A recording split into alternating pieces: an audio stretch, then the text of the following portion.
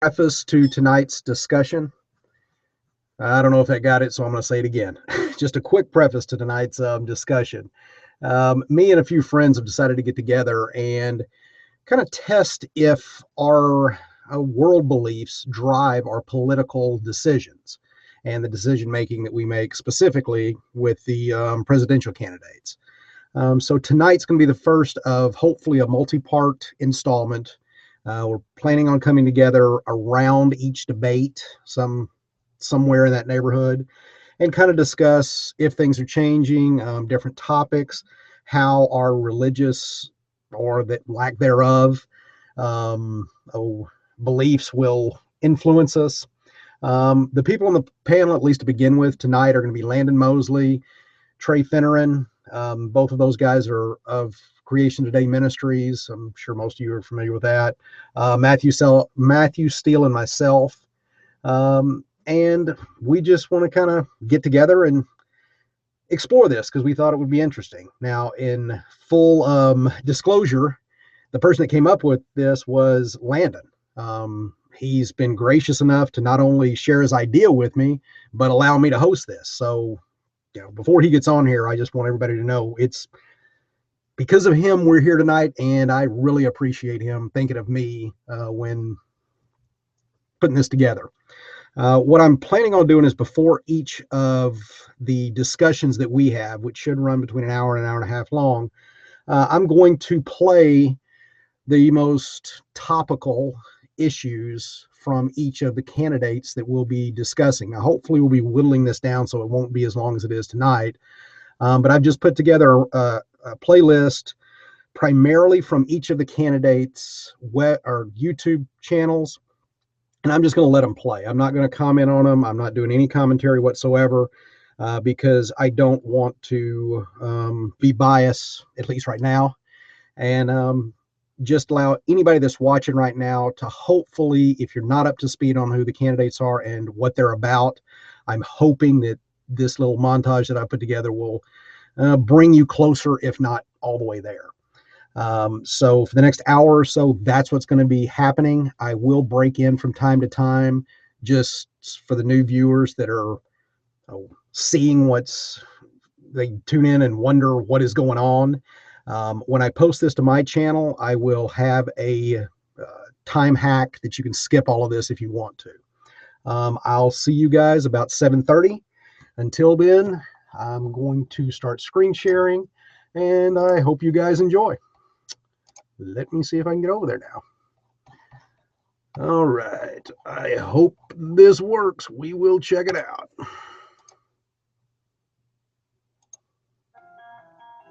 Following the second Republican debate in September 2015, most of the career politicians have fallen behind in the polls.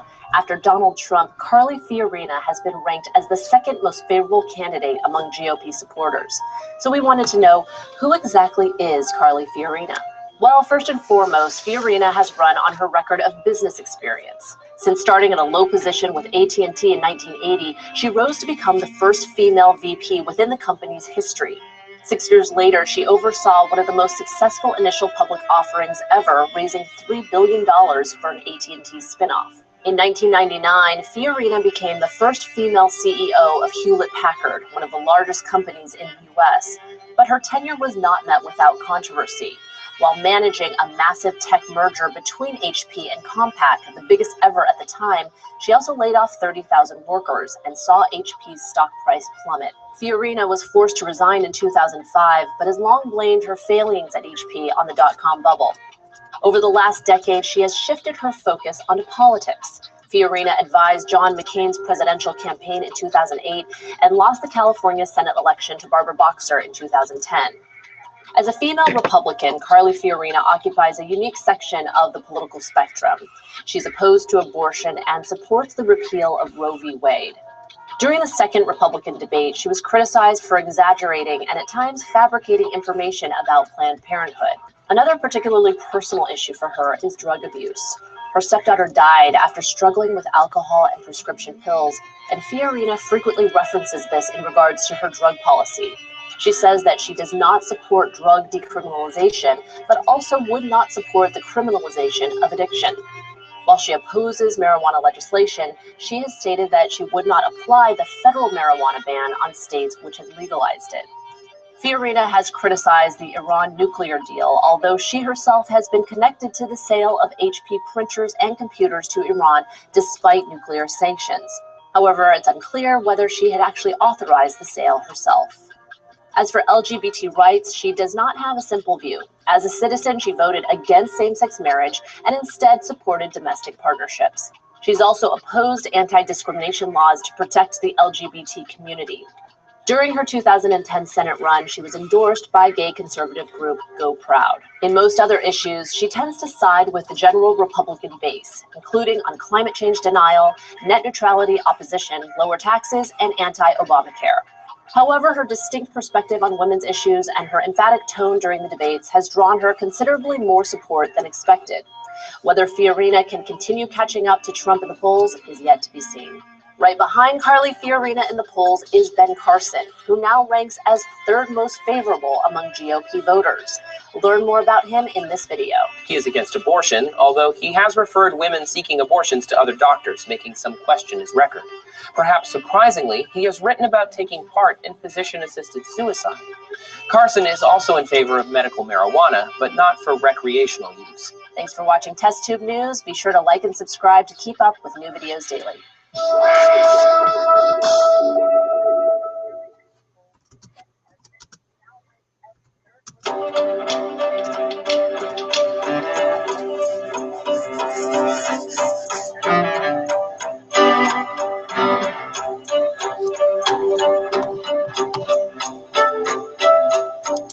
Let's try yes or no questions.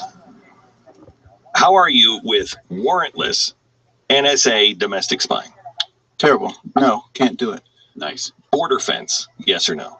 The right kind of fence, yes. What does the right kind of fence mean? The right kind of fence means what has worked in the past, like in Yuma County, Arizona, a double fence with asphalt so you can get rapidly to the point to point. Okay. And the Border Patrol road. In Border between. Patrol. Yeah. And you you look at the fences that are in Israel. I mean, those my gosh. Those work really I've well. seen them. And can I tell you something?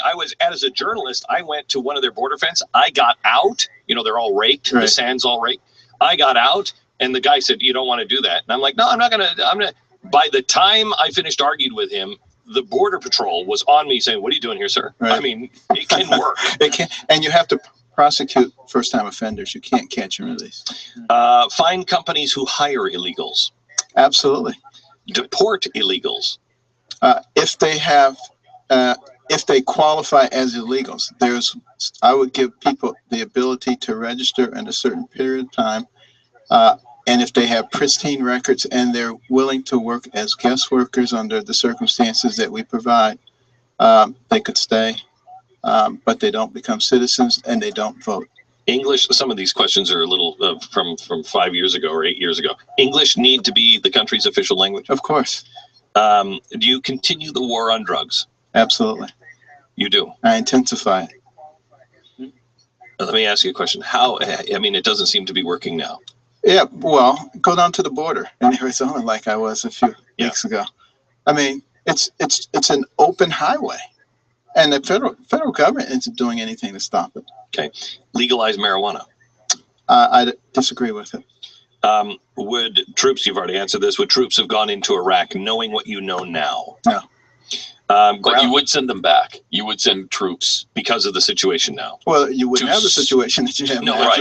But now that we have the situation. Oh yeah, ground troops. Oh, absolutely. And an we need a overwhelming stabilizing force, or just we need a stabilizing force. which means But right now, the longer you wait, the bigger the force has to be. okay. Are you kind of a guy that I happen to believe if you're going to fight war is kill the other side faster to take their breath away. Right, you save lives that way. Correct. So are you the kind of guy that goes in, hammers them, and then goes home? Or do you go in, you do what you have to do, and then stay there and rebuild them? No, I think you get it over with quickly. I don't believe in politically correct war. Okay. Keystone Oil Pipeline. Absolutely. Drill in Anwar. Absolutely. Drill off the coasts. Absolutely. Climate change. Is it real, man-made, and can we do anything about it? Well, climate always changes. It's either going up or down. We do have a responsibility to take care of our environment. That's the real issue. We don't have to make it into a political war. Would you have joined Agenda 2030? No. National standards for education? Absolutely not. The closer education is to home, the better the education is. Shut down the Department of Education? I actually have something I would use the Department of Education to do. Would it be pack boxes for the State Department? The IRS? No, it would be to monitor our institutions of higher education for extreme political bias and deny federal funding if it exists.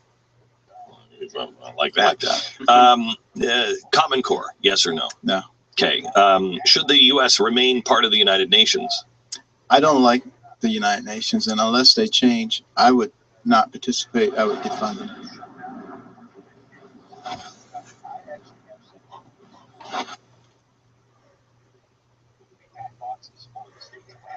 Ted Cruz is the potential presidential frontrunner we don't talk about lately, right? There's been a Marco Rubio boom. We talk about Jeb Bush. We talk about Trump, Carson, Fiorina.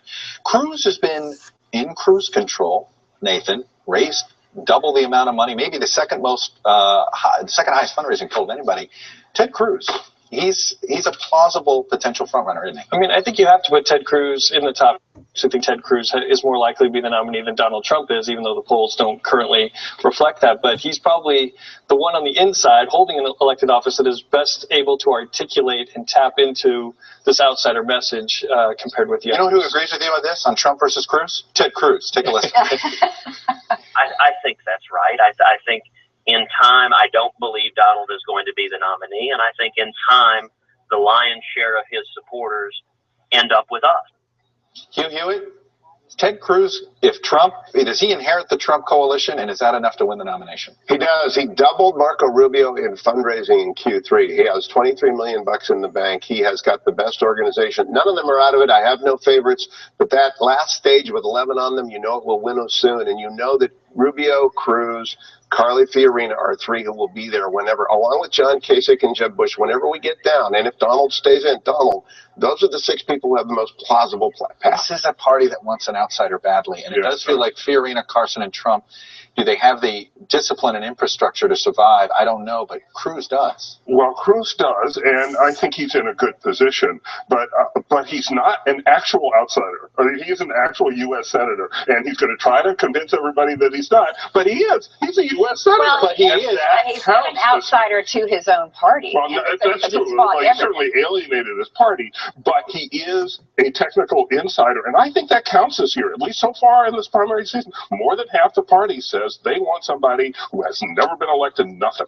Okay, that's where we are. All right. Well, we will leave it there, but I think we are on the verge of a Cruz.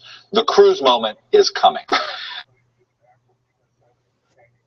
The source of optimism I have is because I know the American people and its ability to innovate, to create, to disrupt, its belief in the future. There's no way that Barack Obama or the progressive liberals in Washington can just take away the bigness of this place. I think the progressive liberal agenda, they tried it. It failed. It doesn't work.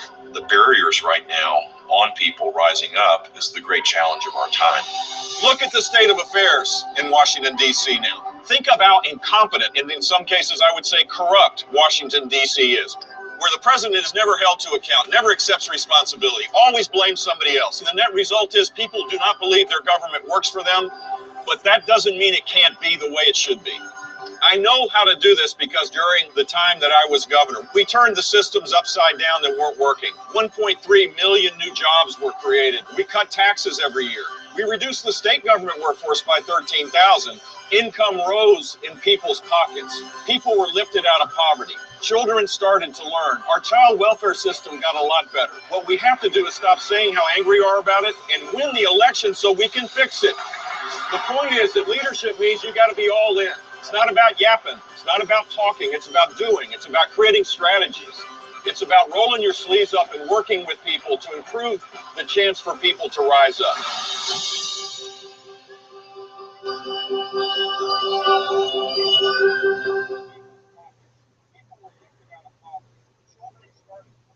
I'm Hillary Clinton. I have been proud and privileged to serve as First Lady, as a senator from New York, and as Secretary of State. I'm the granddaughter of a factory worker and the grandmother of a wonderful one-year-old child. And every day I think about what we need to do to make sure that opportunity is available, not just for her, but for all of our children. I have spent a very long time, my entire adult life, looking for ways to even the odds, to help people get ahead, to find the ways for each child to live up to his or her God-given potential. I've traveled across our country over the last months listening and learning, and I've put forward specific plans about how we're going to create more good-paying jobs by investing in infrastructure and clean energy, by making it possible once again to invest in science and research, and taking the opportunity posed by climate change to grow our economy. At the center of my campaign is how we're going to raise wages. Yes, of course, raise the minimum wage, but we have to do so much more, including finding ways so that companies share profits with the workers who help to make them. And then we have to figure out how we're going to make the tax system a fairer one. Right now, the wealthy pay too little and the middle class pays too much. I believe in equal pay for women, but I also believe it's about time we had paid family leave for American families enjoying the rest of the world. For me, this is about bringing our country together again. And I will do everything I can to heal the divides economically, because there's too much inequality, racial divides, the continuing discrimination against the LGBT community, so that we will work together. And yes, finally, fathers will be able to say to their daughters, you too can grow up to be president.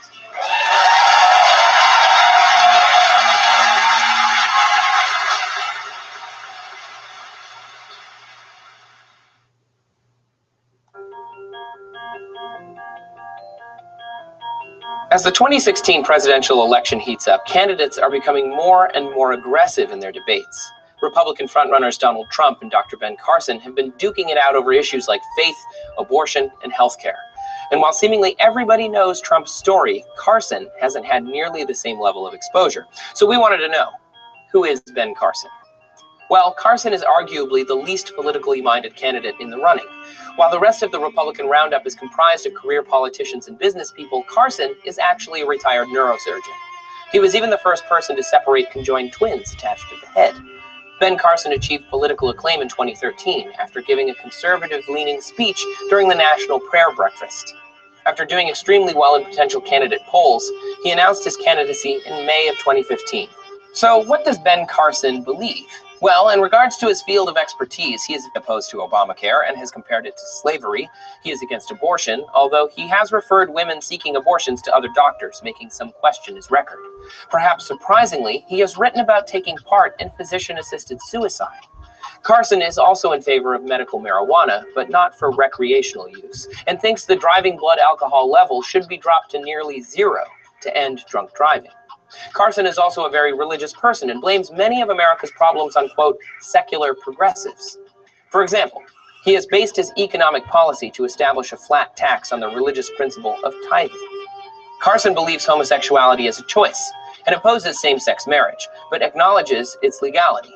Although he has questioned the morality of the Iraq War, he believes that the U.S. military should not have any limitations in attempting to destroy ISIS, including bans on torture. Carson has stated that citizens should not have to register their weapons for fear the government will come to take them. He also believes that climate change is irrelevant. Dr. Ben Carson's biggest issue, however, is with political correctness. He has claimed that Christians are no longer allowed to say Merry Christmas, that there is a war on God, and that public education is a system of propaganda. Carson's views are not dissimilar to many other Republican candidates. He is staunchly religious, fiscally conservative, and has demanded a smaller government, with churches filling in for cut social programs. However, with relatively little name recognition and no particularly original policy ideas, many are predicting that his high polling numbers will diminish as election season goes on. Ben Carson and Donald Trump have been exchanging heated words in recent weeks. To learn more about the Trumpster himself, check out this video here. His start came as a result of his father, Fred Trump, who had already amassed a real estate fortune before his death. Donald Trump has controlled his father's company since the 1970s. He's primarily invested in hotel and casino real estate and filed for business bankruptcy 4 times. Thanks for watching Test Tube News, everybody. Don't forget to subscribe and keep coming back every day for more new videos.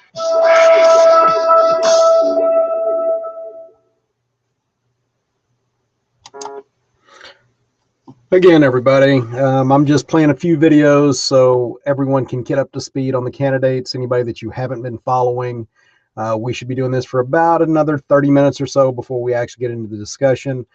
So if you're not interested in learning about any of the candidates or getting up to speed on people you may not have been familiar with, feel free to drop out and come back in around 7:30ish. And again, I will leave a note in the description where you can skip ahead if you're watching this after the fact.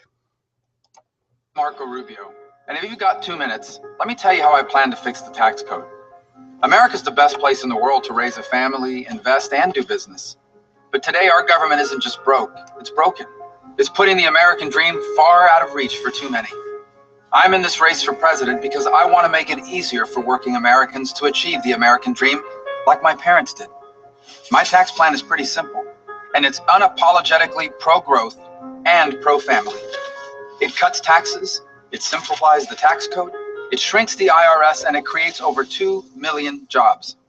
My plan gets rid of the marriage penalty, the death tax, taxes on savings and investment, and makes American companies competitive globally. It also creates a new child tax credit, which is worth $2,500 to help working parents that are raising children. Over the last 10 years, we've lost $179 billion worth of American businesses and jobs to other countries because we have the highest corporate tax rate in the world. But my plan will cut it to 25%. If this had been done 10 years ago, instead of losing these jobs, we would have added about $590 billion worth of new jobs and new companies. Today, American companies have over $2 trillion stashed overseas. For example, Apple has $171 billion sitting overseas instead of back here in America creating jobs. We have an uncompetitive tax code and high tax rates that encourage our businesses to keep their money in other countries. My plan cuts taxes for businesses both small and large so they can create high-paying jobs right here in America. To learn more about my tax plan and to join our effort to build a new American century, visit marcorubio.com.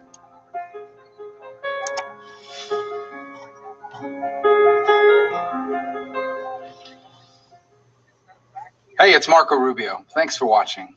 Make sure to click below to subscribe to my YouTube channel so you can get our campaign's latest videos. Go ahead, I'll wait. My plan cuts taxes for businesses both small and large so they can create high-paying jobs right here in America. To learn more about my tax plan and join our efforts to build a new American century, visit marcorubio.com. We must make America the most competitive economy in the world again. That's why we have to reform our tax code, limit regulations, balance our budget, repeal and replace Obamacare, fully utilize our energy resources. If we do those things, the American economy will be the most dynamic economy on the planet, and it's going to create millions of better paying jobs. Second, we have to revolutionize higher education, completely transform it.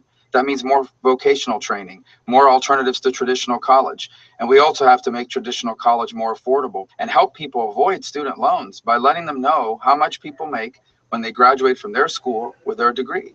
And the third thing we have to do is we have to lead in the world again. That's the only way we're going to keep Americans safe. That means having the strongest military force on the planet and a foreign policy that is clear. We are going to be good to our allies, and we will be respected by our adversaries. Hey, it's Marco Rubio. Thanks for watching. Make sure to click below to subscribe to my YouTube channel so you can get our campaign's latest videos. Go ahead, I'll wait.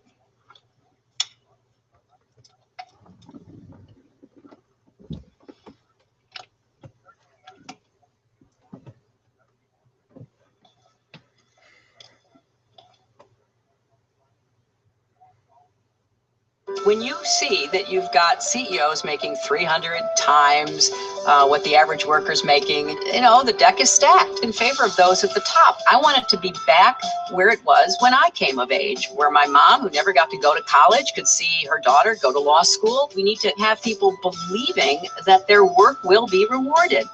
So I'm going to do everything I can to try to get that deck reshuffled so being middle class means something again. I'm Hillary Clinton, and I approve this message.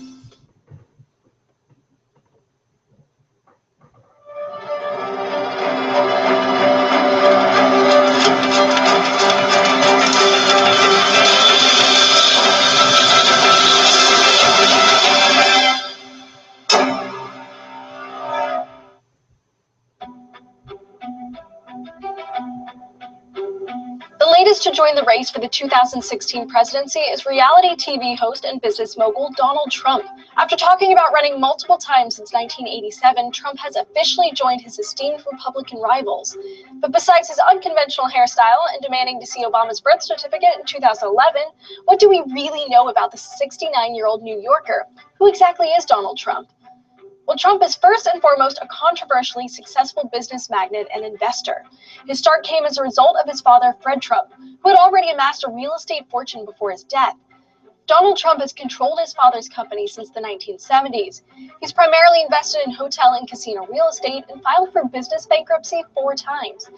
He's also very well known for naming business holdings after himself, including buildings, video games, buffets, magazines, clothing lines, and many others. Trump also owns a large number of golf courses and beauty pageants.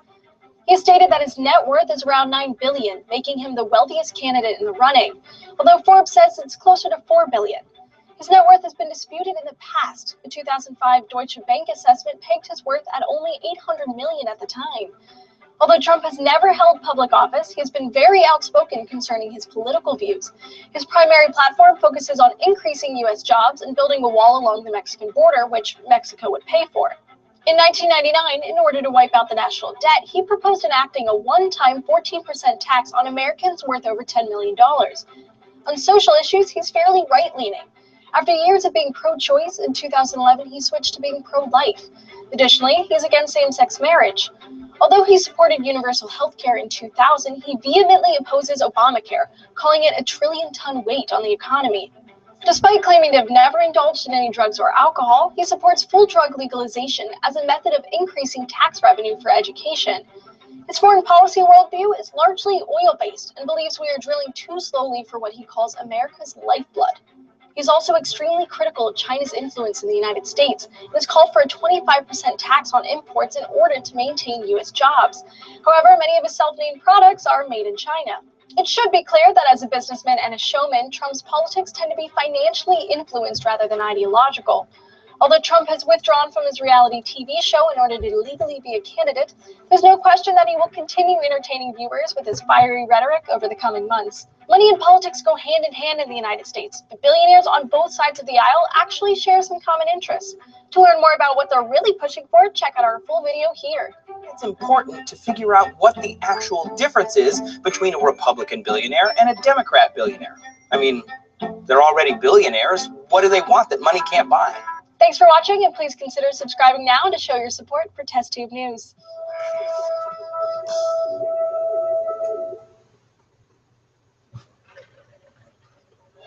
Weakness is provocative, and this Iranian nuclear deal is nothing short of catastrophic. If I am elected president on the very first day in office, I will rip to shreds this catastrophic Iranian nuclear deal. And I'll tell you, I can't wait to stand on that debate stage with Hillary Clinton and to make abundantly clear, if you vote for Hillary, you are voting for the Ayatollah Khamenei to possess a nuclear weapon. This agreement trusts the Iranians to inspect themselves. That makes no sense whatsoever. And let me note, President Obama is violating federal law by not handing over the side deals, and we ought to see the United States Congress stand up together and say, hand over this treaty and protect this country. If you're fed up with Washington, if you're looking for someone to stand up to career politicians in both parties, I'm the only one on this stage who has done that over and over again. On these videos, Planned Parenthood also essentially confesses to multiple felonies. We shouldn't be sending $500 million of taxpayer money to funding an ongoing criminal enterprise. You know, Obama's committed to his principles. We need to stop surrendering and start standing for our principles. I am the only candidate on this stage who helped lead the fight to stop a massive amnesty plan in 2013 when Barack Obama and Harry Reid joined the Washington Republicans, and I fought to defend the Constitution Constitution my whole life, and I will as president as well. I was proud to lead 31 states before the U.S. Supreme Court defending the Second Amendment, and we won that landmark victory. If I'm elected president, every single Supreme Court justice will faithfully follow the law and will not act like philosopher kings. You want to know what I'll do as president? It's real simple. We'll kill the terrorists, we'll repeal Obamacare, and we will defend the Constitution, every single word of it.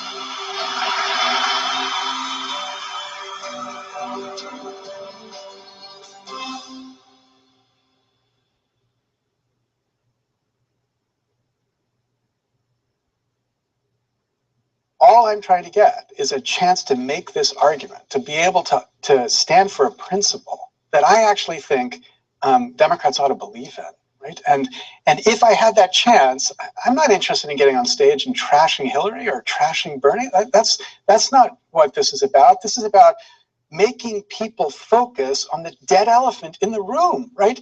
We've got a democracy that, as you exactly right, does not work. And so when they stand there and they promise single-payer health care, they say we're going to get, increased Social Security, we're going to raise the taxes on the rich, we're going to break up the banks and take on Wall Street and pass Glass-Steagall. I'm sitting on the one hand thinking, oh my God, that would be great, that would be amazing. And the other hand thinking, are you kidding? What are you talking about? So I was on Bill Maher and Bill Maher had a really, he's a strong Bernie supporter, but I had a really aggressive interview with Bernie where he's basically, cornering Bernie on the fact that what Bernie's talking about is going to be so incredibly expensive. How do you pay for this? And who are you going to have to tax? You can't just increase the taxes of the 1%. You're going to have to. So it was a kind of an uncomfortable interview to watch. But afterwards, I said to Bill, you're just missing the point. The question isn't whether America can pay for what Bernie's talking about. Of course we can. If we can spend $1 trillion to fight a losing war in Iraq, we can spend $1 trillion to make America great again, right? That's not the issue. The issue is, how does he think he's going to get any of those things passed until he takes on this corruption first? And what he is not doing, as much as I love the guy and what he's pushing for substantively, he is not explaining to the American people how and why we need to fix this democracy first. We had a Democratic debate. The words public funding were not mentioned in this debate. Not once. Not a single member of that Democratic said, the most obvious thing that we could do tomorrow. They all say things that they didn't even say this, but they see things like, oh my gosh, we're gonna pass a constitutional amendment. Now you and I, who have been fighting for the only path to get an amendment, which is, through an Article 5 convention, that of course is nowhere even close to their radar. They're talking about Congress proposing an amendment. And people like you and I say, are you nuts? There is no way 2/3 of Congress could propose an amendment to deal with the Citizens United issue. So again, as much as I deeply respect Bernie Sanders and his track record of progressivism, I don't just say that blithely. I absolutely believe it, right? But I'm afraid that he does not have a great understanding of how that solution would come to pass. So he had the best line of the debate, and to be fair to him, he's the only one that mentioned the money in politics at all in the debate, which is amazing. 11 times he mentioned it. 11 times. Right. But when you get into the nitty gritty of this, like I said, he had the best line. He said, Wall Street doesn't regulate Congress. I'm sorry, Congress doesn't regulate Wall Street. Wall Street regulates Congress. That's absolutely true. So he knows, but then you got to attack that first. If you don't attack that, then Wall Street's going to regulate Congress. And you're not going to get anything done. That was a great line, but I actually think the better line, he said, quote, we got to realize nothing is going to happen until we deal with the campaign finance. And I'm like, okay, Bernie, exactly right. So why aren't we saying the first thing we got to deal with is this corrupted system? And here's what we could do on day one. We could pass citizen-funded elections. We could radically change the way campaigns are funded. We could change the gerrymandered system so that instead of politicians picking voters, voters could begin to pick politicians. We could do that on day one. But these solutions are just nothing they want to talk about, because the consultants, I think, tell them, you're not going to be able to win an election by talking about those sorts of things. You got to be promising the moon. But the problem with promising the moon is when they get there, turns out there's no will to actually take on the corruption. If you're going to go to the moon, you got to build a spaceship first. And then I got to know, do you have a good plan for building a spaceship? That's right. If you tell me, and you pull a Trump and you say, I'll figure out foreign policy when I get into the office. You're like, no, you can't do that with a spaceship. You got to build it right. In some sense, what I'm saying, of course, is the thing that's closest to Bernie. But what I'm saying is something that Bernie's not yet willing to say, which is, look, America, we don't have a democracy until we fix this corrupted system. And it's not just money in politics. It's all the ways in which we don't have a representative democracy, and we've got to fight for that. He's not willing to talk about that. We've primed him. I pushed him. You know, after I got into this race, Politico received a memo that I had written for Bernie. They received it from the Bernie campaign because I didn't give it to them. And in that memo, I had said, Bernie, you know, we were talking about what the position should be that he takes on money in politics. And I said, you know, this is the right amendment to be supporting, and this is the right small dollar public funding you ought to be supporting. But what you've got to do, more than any of that, is you've got to convince the American people they need to do this first. Because if you don't, then when you get to the general election, it's going to be trivial for the Republicans to say, what are you talking about? Changing, you know, single payer health care. What are you talking about? That's not possible. And everybody will realize it's not possible, not because we can't afford it, but because we don't have a democracy that would give us what the people actually want. So I said, you need to focus on making this the fundamental issue.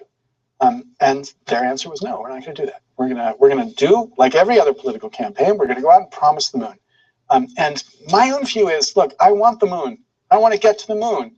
But I think there's something, it almost feels like a moral issue to me. You know, if you continue this game, this charade of fantasy politics, you're responsible for the charade of fantasy politics. If you're not willing to stand up and say, look, America, we don't have a democracy and we got to fix this, then you are in part causing the fact we don't have a democracy and it's not going to get fixed. So, and one part of me is like, I love what you're saying. Another part of me is like, God damn it.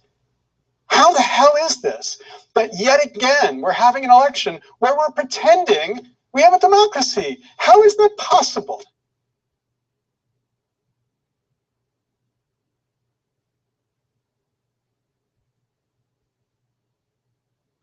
The latest national poll shows Trump and Carson are still well ahead of the Republican field. The Fox News survey finds them just 1 point apart, 24% to 23%.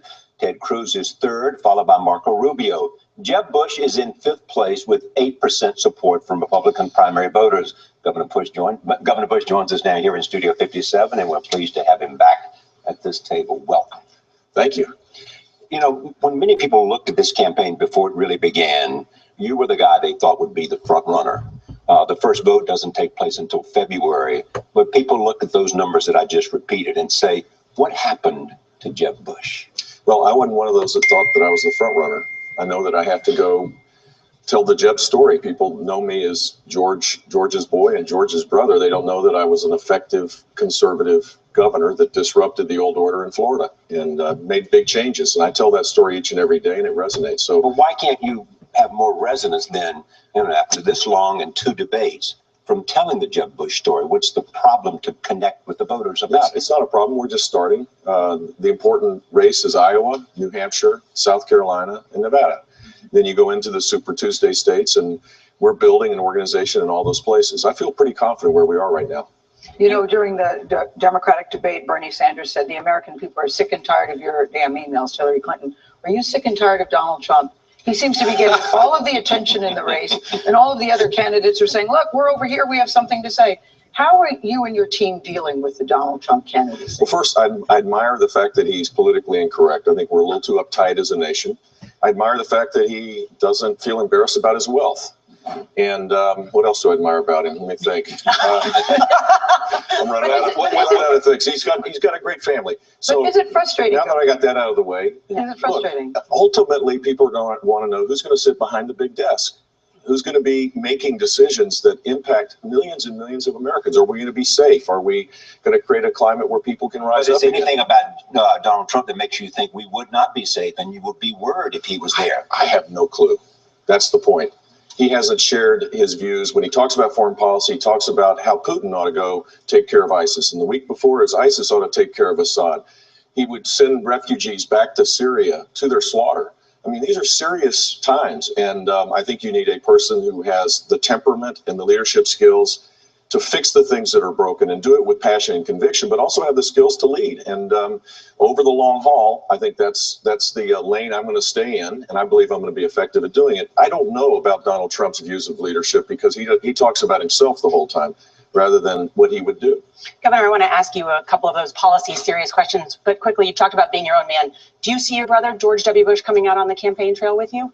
I don't know. He's been helpful raising money. He's been giving me advice. He's the last Republican to have been elected and the one before that.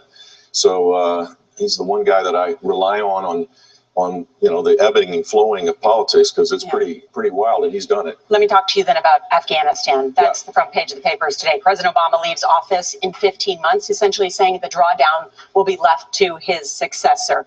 You've said that Obama is shortchanging our military commanders. So be specific. How many American troops would you leave in the ground in Afghanistan? I would take the recommendation of the general that was responsible for it, who's now the chairman of the Joint Chiefs. 10,000 troops or 9,800 troops. I think that's the proper place to be. So you agree with and President Obama? Without a timeline, because the minute you create a timeline, you're also your opponents, your enemies, are organizing for waiting you out. And I think that's the proper thing to do. I'm pleased the president has not worried about a campaign promise 6 years ago. Conditions change, and I think he made the right decision to keep troops on the ground. But it looks like it's political. Cut it in half, and off we go.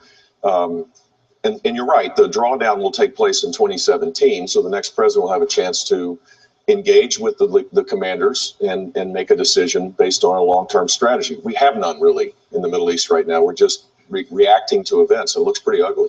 Speaking of that, at what point do you think the president has to react more, and how, to the Russia's increasing presence in Syria? He should have earlier, because that void now is filled.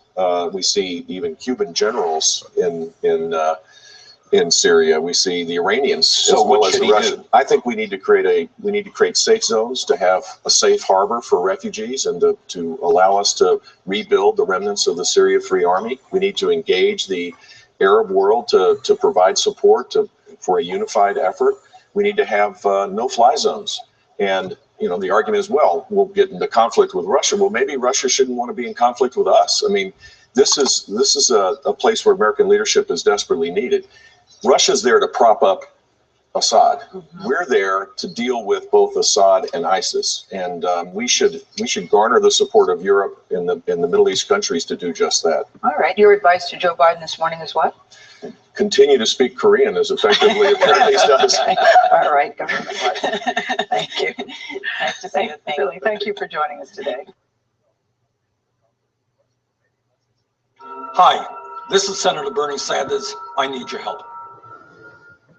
One of the reasons our campaign is doing so well is that we are discussing the real issues facing the American people, something that most politicians and the media just don't do. In fact, one of the great concerns I have had for many, many years is that the corporate media looks at elections as if they were a baseball game in terms of who's winning or losing, or how much money a candidate is raising, or even a soap opera. What kind of dumb things somebody said yesterday that we can put all over CNN. But in my view, what this election should be about, what our democracy should be about, is a debate concerning the enormous problems facing our people and, in fact, our entire planet. And that's what I intend to be focusing on throughout this campaign. Now, today, I'm going to be talking about the incredibly important issue of income and wealth inequality, and I very much would appreciate your help in getting this video out to your friends and to your family. The economic reality for most Americans is pretty clear.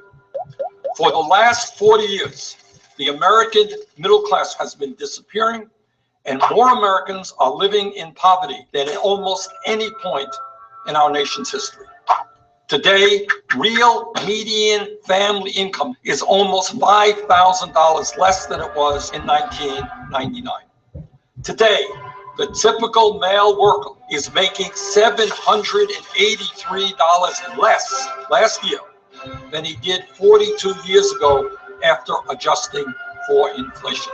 The typical female worker is making $1,337 less than she did in 2007. Despite the modest gains of the Affordable Care Act, 35 million Americans continue to have no health insurance, and even more are underinsured. And today, embarrassingly, the United States of America has by far the highest rate of childhood poverty of any major industrialized country on earth. And while the middle class continues to disappear, over the last 2 years, just as an example, the wealthiest 15 Americans in this country, 15 people, and that includes Bill Gates, the Koch brothers, Sheldon Adelson, and a bunch of others.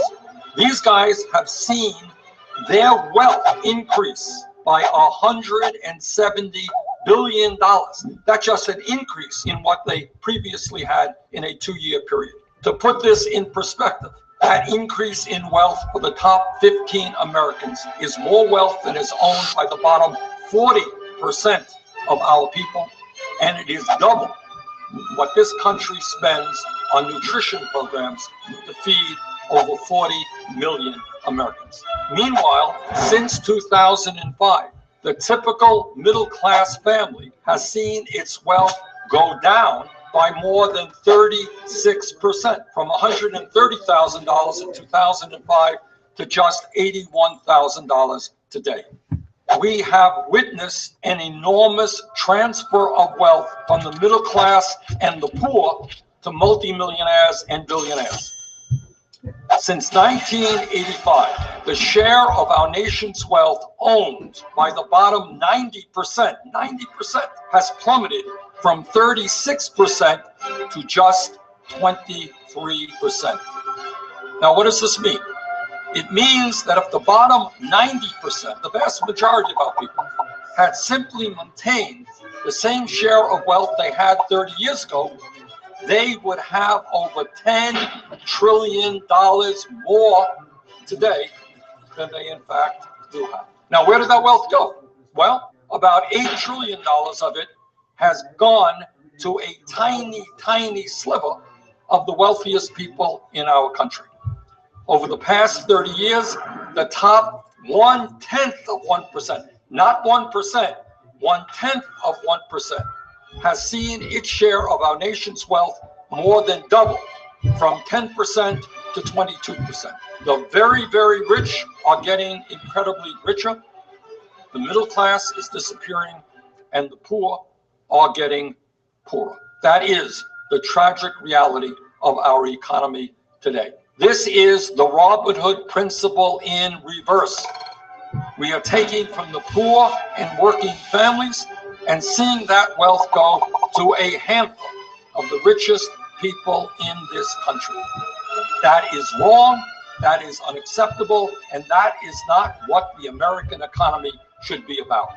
The concentration of wealth at the very top is more than bad economics. It is immoral and it is unsustainable.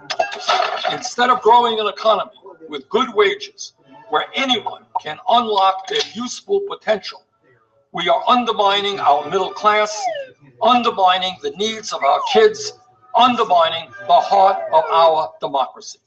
Now, if we are serious about reversing income and wealth inequality, what are some of the things that we need to do? First, we have got to make sure that anybody in America who works 40 hours a week is not living in poverty. And that means that over a period of a few years, we have got to increase the minimum wage to a living wage of $15 an hour. Furthermore, we need to make certain that we have pay equity for women workers. It's absurd that women continue to make 78 cents on the dollar compared to men.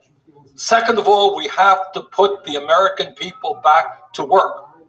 And that means a $1 trillion job program to rebuild our crumbling infrastructure, which will result in up to 13 million decent paying jobs. Third, we need a tax system which is fair.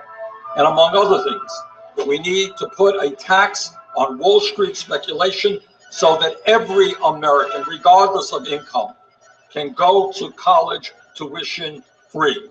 Now, as many of you know, 7 years ago, the taxpayers of this country, as a result of the greed and recklessness and illegal behavior on Wall Street, our country, our middle class bailed them out. Well, now it is Wall Street's turn to make sure that they help the middle class of this country and that all of our people, regardless of income, can get to college.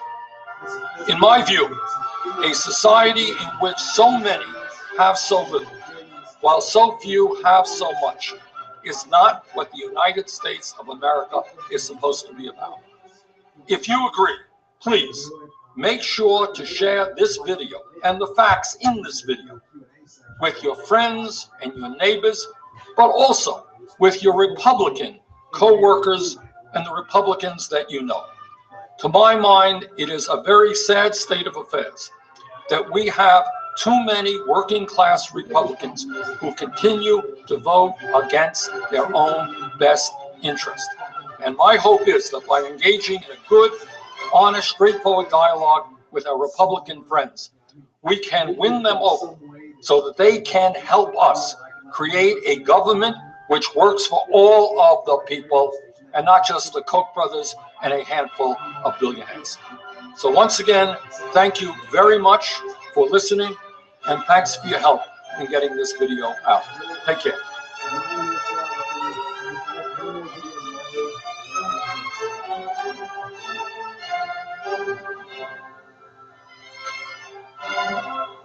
What I'm going to do, just so you know, is I'm going to shut down this Hangout and post the Hangout. Washington, D.C. now has the highest per capita income in the nation, while middle-class families struggle in Barack Obama's broken economy. Crony capitalism, fueled by a massive expansion of government and debt. That's how Washington became America's new boomtown at the expense of taxpayers. Jeb Bush will put an end to the corporate welfare and cronyism. A balanced budget amendment, line item veto, bold tax reform, and common sense regulatory reform. Jeb will clean house in D.C. Who's the proven conservative reformer strong enough to shake up Washington? Jeb Bush.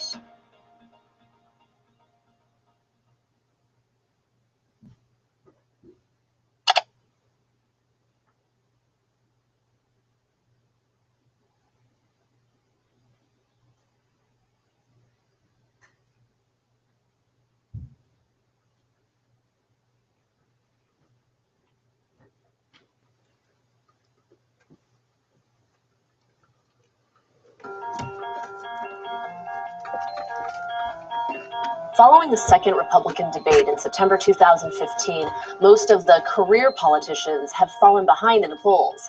After Donald Trump, Carly Fiorina has been ranked as the second most favorable candidate among GOP supporters. So we wanted to know, who exactly is Carly Fiorina? Well, first and foremost, Fiorina has run on her record of business experience. Since starting in a low position with AT&T in 1980, she rose to become the first female VP within the company's history.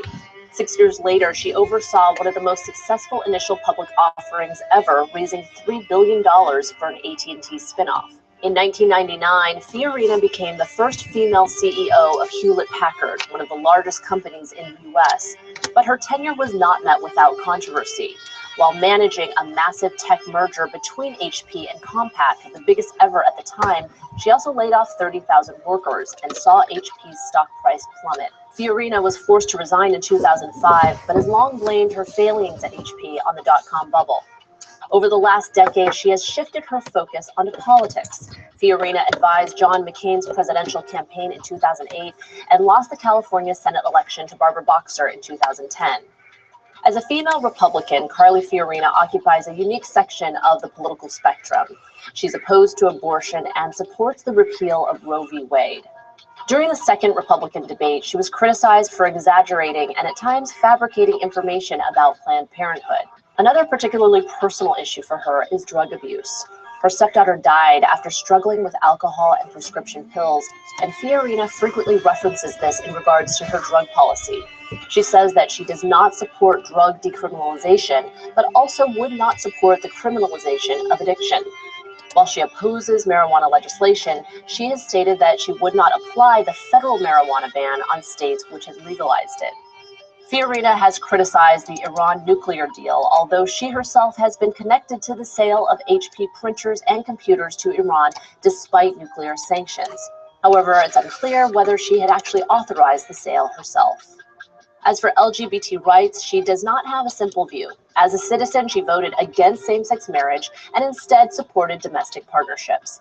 She's also opposed anti-discrimination laws to protect the LGBT community. During her 2010 Senate run, she was endorsed by gay conservative group Go Proud. In most other issues, she tends to side with the general Republican base, including on climate change denial, net neutrality opposition, lower taxes, and anti-Obamacare. However, her distinct perspective on women's issues and her emphatic tone during the debates has drawn her considerably more support than expected. Whether Fiorina can continue catching up to Trump in the polls is yet to be seen. Right behind Carly Fiorina in the polls is Ben Carson, who now ranks as third most favorable among GOP voters. Learn more about him in this video. He is against abortion, although he has referred women seeking abortions to other doctors, making some question his record. Perhaps surprisingly, he has written about taking part in physician-assisted suicide. Carson is also in favor of medical marijuana, but not for recreational use. Thanks for watching Test Tube News. Be sure to like and subscribe to keep up with new videos daily.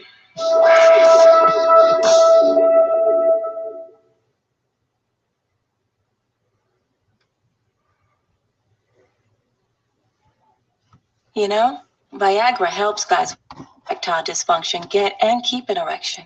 Talk to. Let's try yes or no questions. How are you with warrantless NSA domestic spying? Terrible. No, can't do it. Nice. Border fence, yes or no? The right kind of fence, yes. What does the right kind of fence mean? The right kind of fence means what has worked in the past, like in Yuma County, Arizona, a double fence with asphalt so you can get rapidly to the point to point. Okay. And the Border Patrol road. Border Patrol. Yeah. And you you look at the fences that are in Israel. I mean, those my gosh. Those work right. really I've well. seen those. And can I tell you something? As a journalist, I went to one of their border fence. I got out. You know, they're all raked. The sand's all raked. I got out. And the guy said, "You don't want to do that." And I'm like, "No, I'm not going to. By the time I finished arguing with him, the Border Patrol was on me saying, "What are you doing here, sir?" Right. I mean, it can work. It can, and you have to prosecute first-time offenders. You can't catch and release. Find companies who hire illegals. Absolutely. Deport illegals. If they qualify as illegals, I would give people the ability to register in a certain period of time. And if they have pristine records and they're willing to work as guest workers under the circumstances that we provide, they could stay, but they don't become citizens and they don't vote. English, some of these questions are a little from 5 years ago or 8 years ago. English need to be the country's official language? Of course. Do you continue the war on drugs? Absolutely. You do? I intensify it. Let me ask you a question. It doesn't seem to be working now. Yeah, well, go down to the border in Arizona like I was a few weeks ago. I mean, it's an open highway, and the federal government isn't doing anything to stop it. Okay, legalize marijuana. I disagree with it. Would troops? You've already answered this. Would troops have gone into Iraq knowing what you know now? No. But you would send them back. You would send troops because of the situation now. Well, you wouldn't have the situation that you have now. Right, but now that we have the situation, ground troops. Oh, absolutely. And an we need a overwhelming stabilizing force, or just we need a stabilizing force. Which means. But right now, the longer you wait, the bigger the force has to be. Okay. Are you kind of a guy that? I happen to believe if you're going to fight war is kill the other side faster to take their breath away. Right, you save lives that way. Correct. So are you the kind of guy that goes in, hammers them, and then goes home? Or do you go in, you do what you have to do, and then stay there and rebuild them? No, I think you get it over with quickly. I don't believe I'm politically correct. Okay. Keystone Oil Pipeline. Absolutely. Drill in Anwar. Absolutely. Drill off the coasts. Absolutely. Climate change. Is it real, man-made, and can we do anything about it? Well, climate always changes. It's either going up or down. We do have a responsibility to take care of our environment. That's the real issue. We don't have to make it into a political war. Would you have joined Agenda 2030? No. National standards for education. Absolutely not. The closer education is to home, the better the education. Shut down the Department of Education. I actually have something I would use the Department of Education to do. Would it be pack boxes for the State Department? The IRS? No, it would be to monitor our institutions of higher education for extreme political bias and deny federal funding if it exists. I like that. Common Core, yes or no? No. Okay. Should the U.S. remain part of the United Nations? I don't like the United Nations, and unless they change, I would not participate. I would defund them.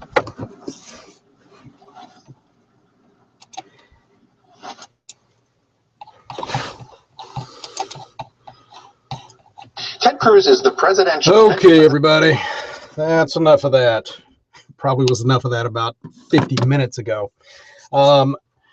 Landon's going to be with us any second. It's kind of interesting that me and Landon are the only ones that could make it tonight. Mathew's sick, and Trey got called into work. So we'll be doing this kind of solo.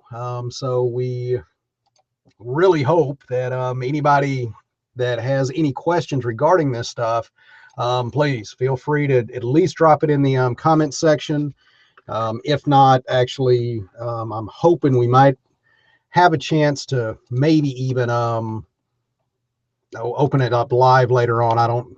The problem is I don't know how to do that well. So we'll play it by ear and see what happens. For those of you that were watching and are like, what in the hell are you people doing? What happened is Landon contacted me, it's been about a month or two now, and had, in my opinion, a great idea.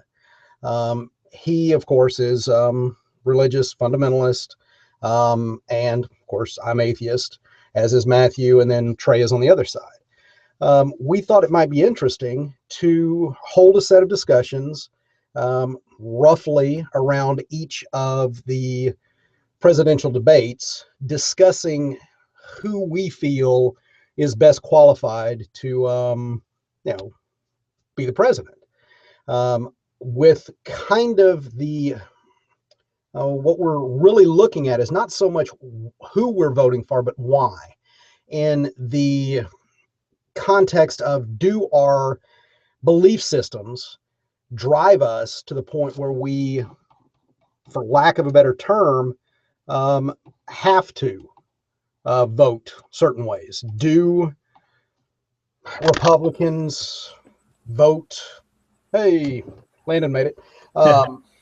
Do Republicans, are they forced to vote, or is a Christian more or less forced to vote Republican because of the issues that are supported, and or are atheists / skeptics, whatever you want to call yourself, forced into a Democratic progressive type box?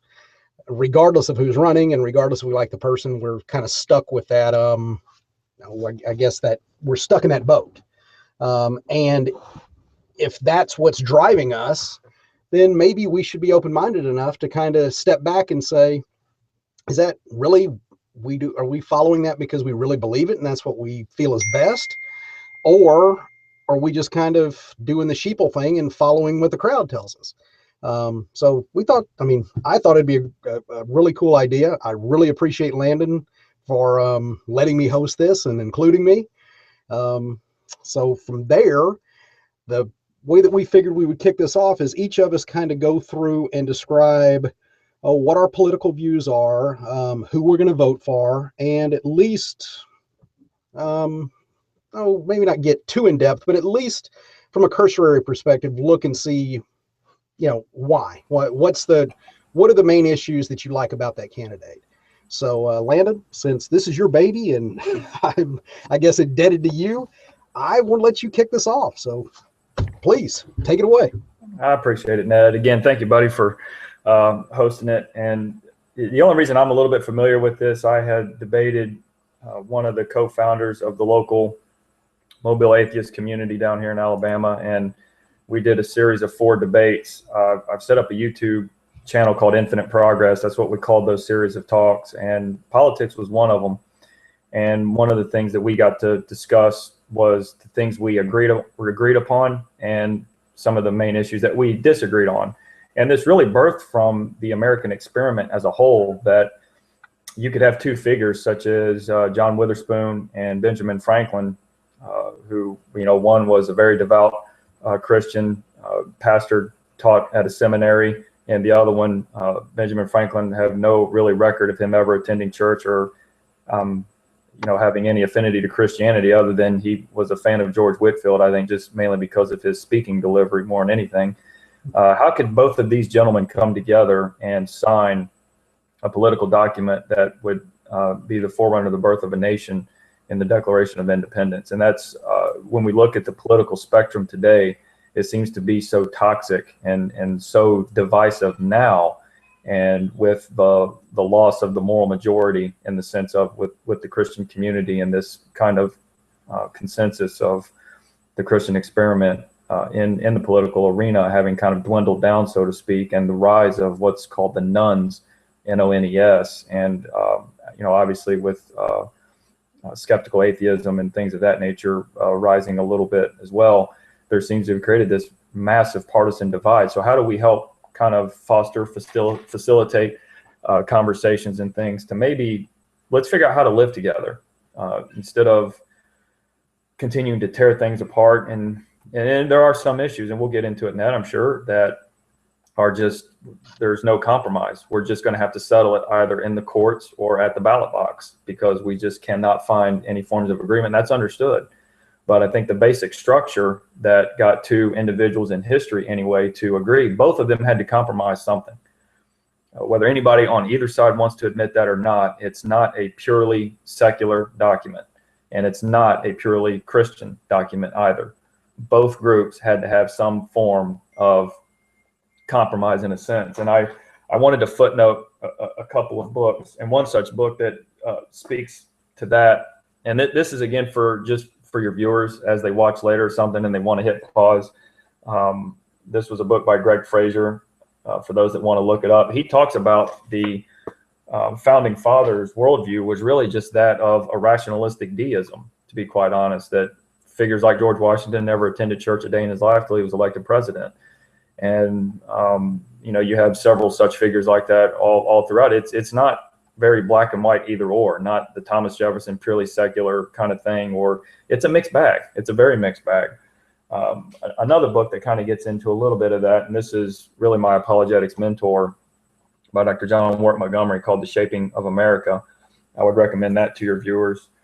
Here was a symposium in the early 90s that they turned into a book called God and Caesar, with a couple of the authors there. Again, they can hit pause later and look at that a little deeper. David Hall wrote this book here, again, as far as the Christian view, Savior or Servant, if they're interested. This book was pretty popular when it came out a couple years ago by Jay Richards, a little bit more on economic policy, how a Christian thinks about economics and things of that. And one of the most famous books by Dr. Marvin Olasky, which was the birth of the faith-based initiative that Newt Gingrich mentioned on the congressional floor in 1994, and that George W. Bush tried to implement, called The Tragedy of American Compassion by Marvin Olasky. And Os Guinness also wrote a book called A Free People's Suicide. Jennifer Robeck Morris wrote a book called Love and Economics. And then Peter Berger, the law professor at Princeton, wrote a book called The Desecularization of the World, which is kind of a treatise on religion and politics. So those are kind of my footnotes to get into the conversation in general. Myself personally, as a Christian, I want to try to be policy driven and not partisan driven. I've typically registered as an independent just to make both parties fight for my vote. I had to kind of go libertarian for the same reason. I did switch to Republican in the state of Alabama when we moved here from Florida, simply because when you vote in the primaries, you have to vote for who you're registered with. When I lived in Ohio, you could just walk up to the ballot box that day and pick one and say, yeah, I want the Democrat or the Republican or what have you, and they would just hand it to you. But now, in this state in particular, so I've registered Republican, and the main reason is, particularly as of 2012 at the DNC National Convention, they announced as their primary or their first principle was the woman's right to abortion. And one of the primary Christian principles is right to life. and the protection of human life. And of course, is one of the most biggest debated topics. When does life begin? And the Christian view is at conception. And so that we believe that child has a constitutionally protected right.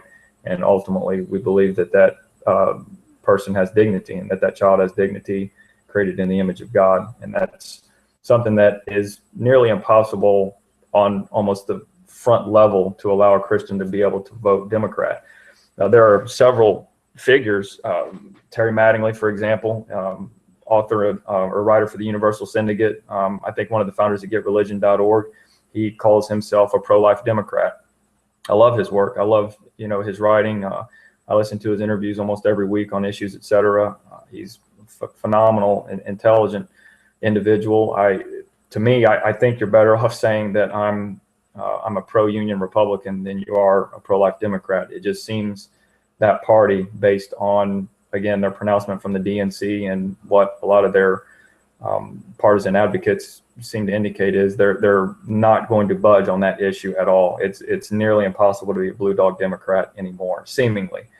And so with that as a primary issue, this kind of forces most Christians into the Republican Party on the front lines. So if somebody wants to talk about economic policy, healthcare, ecology, global issues such as protection and military and foreign diplomacy, things of that, we're not really interested until everybody has a right to life. And once you get past that and grant that, then we can talk about the other issues. And so that's why I think even in the GOP, there's trouble. And that's why we've got, 14, 13 candidates trying to jockey for that. And there's such a variety. And you had 5 last Tuesday night for the Democrat, because it's really who can be the most left, seemingly. And again, I'm just going off of perception of what the average Christian may take into it. So in principle, we want to deal with, be a policy-driven individual and not partisan. We want partisans to try to stay consistent with certain policies, that we remain consistent.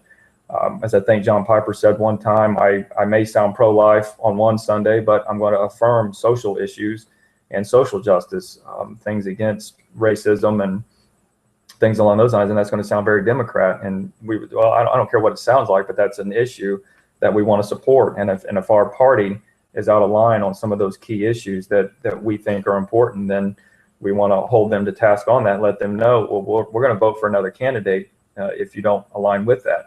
There are certain libertarian principles with these 10th Amendment states' rights issues and things of that nature.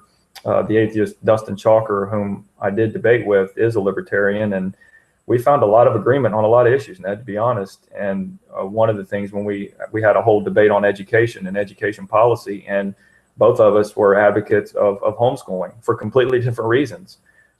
That's the great thing about discussions like this, is you find somebody who has a completely different worldview, and his defense of homeschooling and not mandating public schools and government controlled stuff. Again, he was a libertarian. I had no response to that, because he took exactly almost everything I was going to say. And we found complete agreement for freedom of families to be able to educate and teach their own children. Now, we saw some issues where some public schools could be utilized and would serve some good. We're not saying ban all public schools tomorrow, but there could certainly be a process where more homeschooling or private schools could be implemented in order to meet the educational needs of a culture and a society. So that's just one example, and that's why I love having these kinds of discussions. Let's highlight some of the things we do agree about, and maybe I don't know. I don't think there's ever going to be a third party invented, but maybe we can push one of the parties one way or the other to try to find where some of these types of agreements are, instead of keeping this radical divide and keeping everything so divisive. And so on issues such as economics, for the most part, Christians take stock in things such as equity, property ownership, inheritance. Those are really important to Christians, because it's family, it's covenant family driven. We want to leave an inheritance to our children because it's a godly mandate to raise and love our children. And so we want to provide some type of financial inheritance and benefit for them. R.C. Sproul Jr. jokes that when liberals talk about, these spoils or this disadvantage because you put your kid in a better school than an underprivileged kid, he joked and said, next time they're going to accuse me of feeding and clothing my kids. Of course, we want to try to give them the best education we possibly can. And it's not as a slight or as an intentional detriment to any other child. We just simply want the freedom and option to give what's best for our children. It doesn't necessarily make an unqualified advantage per se, but we also have an understanding that some things aren't level all the way around, and they're nearly impossible to create that kind of level playing field. So as an economic policy, we're going to support mostly free market principles to, again, promote things such as serving our neighbor. The doctrine of vocation is really important, and that involves personal stewardship and a personal ownership within that. Certain social issues, we're going to lean conservative because we feel it's for the good of society. It's not a matter, for example, the same-sex marriage issues is not an issue for Christians. We want to crawl into everybody's bedroom and try to monitor everything. We genuinely are convinced there's a betterment for society and family and in producing life, and that children have a right to a mom and a dad. And we want to do everything we can to kind of foster an environment that promotes that. And so, yeah, we would support, say, tax benefits for married families and families that own homes and things of that nature, because that's a betterment for family, and families are good for society that way. I do support, I kind of like the ideas of the fair tax. This is a me personal thing. And right now, Mike Huckabee is the only candidate that has voiced his support of that. I think Ben Carson says he's open to it. Rand Paul, for example, just wants a flat 11% tax across the board, something similar to that. So when we talk about tax deductions and things, that's given the complicated tax code. I prefer just a simplified consumption fair tax that would, I think, alleviate a lot of these problems, and then just balancing the budget and haul in government spending in order to utilize the tax revenue that comes in from that to stimulate the economy here in America and kind of eliminate these overly massive tax burdens that seem to be bogging this thing down.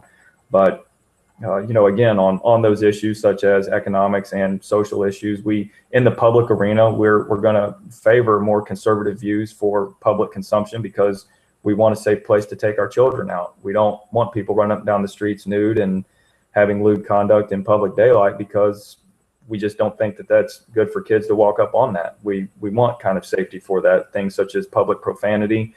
There's not to censor all things, but just help us out, help us as parents out, so that we know where to take have some kind of public arena where there's some sort of hedge that, okay, this is a safe place for all this. Because even as Christians, and that I might be in a minority of this, I'm not speaking for all Christians, but there's a maturity level of growth and development in humanity. There's certain sections of the Bible I'm not going to let my kid read because he's not mature enough for it. Right.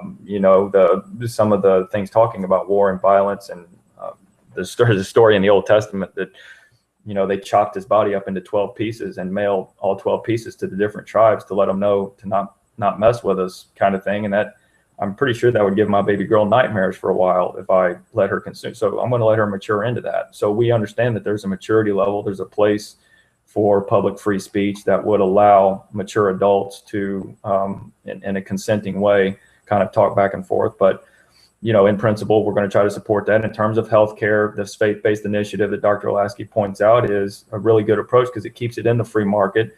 It allows public citizens to have access, control over their own healthcare, and to kind of take a hands-on personal approach.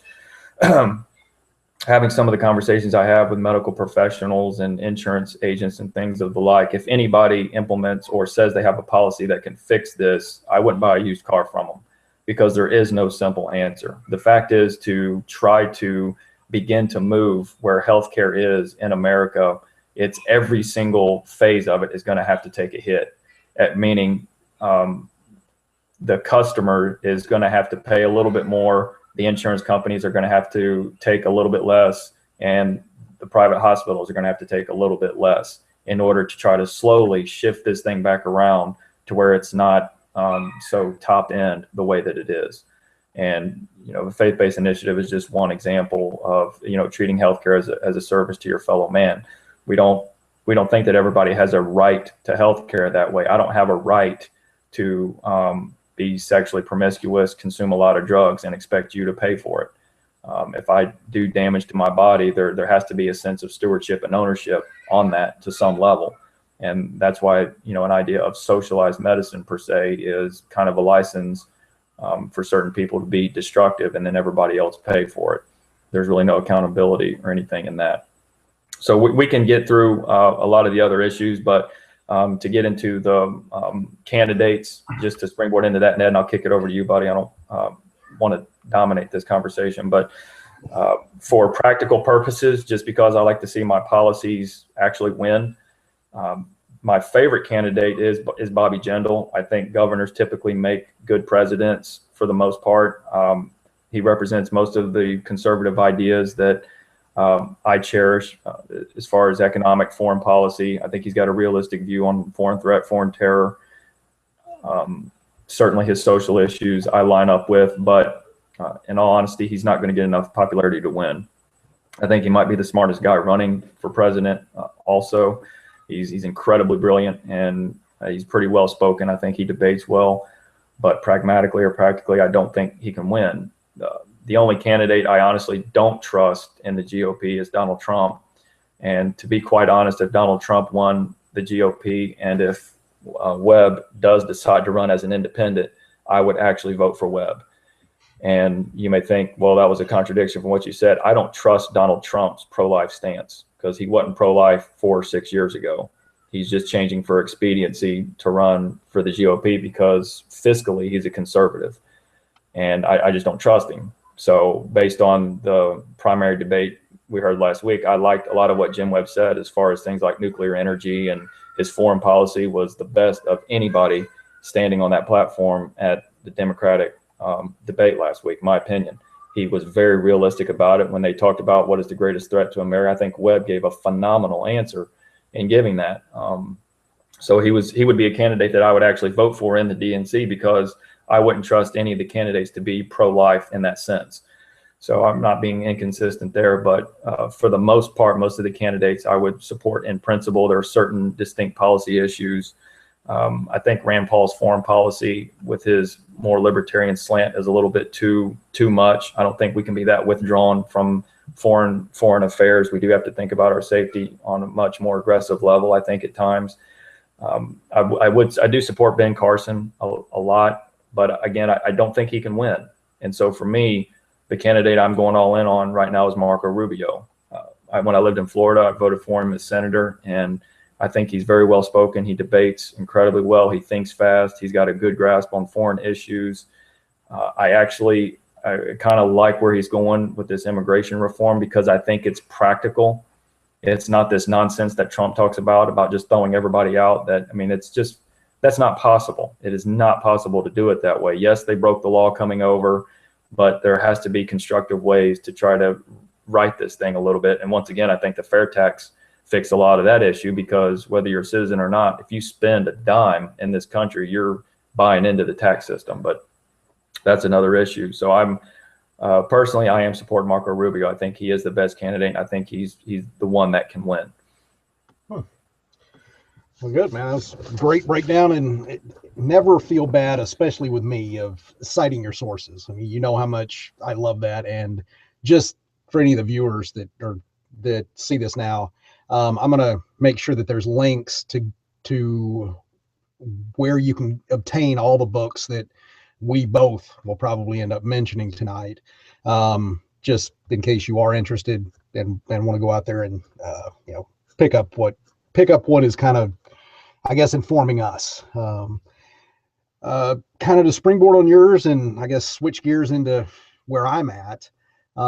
It's kind of funny because I've been an independent as well, and that's all I've ever been. Well, I shouldn't say it. I was actually in high school and the first, I guess, year and a half, 2 years in college, and then a Republican.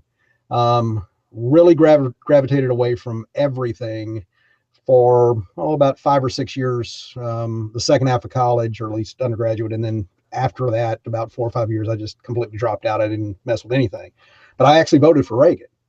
And then when I got back into the quote unquote workforce, I was really Republican for, it had to be 2 or 3 years. I mean, I was a Limbaugh ditto head. I mean, I was right there. I mean, being in Texas, I fit right in along with the crowd. But over time, as watching what I would consider to be some of the failed policies and what's been happening to the average American through these economic policies, namely trickle down economics with Reaganomics and all of that. It's been, let's say, disheartening to say the least. And then when you start backing that up with, the warmongering type hawkish stance that it seems the GOP really wants to push, even though, I mean, again, we're big time military family. I mean, both of us we were both teaching at the Air Force Academy. My wife has been Air Force. You know, she'll when she retires, she'll be at least a colonel. Well, she's a colonel now, so whatever. But I mean, we're military. But at the same time, it's just it doesn't seem that the wars that we've, in my opinion, been forced into have not been in any way advantageous to us or the world, and definitely not the countries that we've gone into.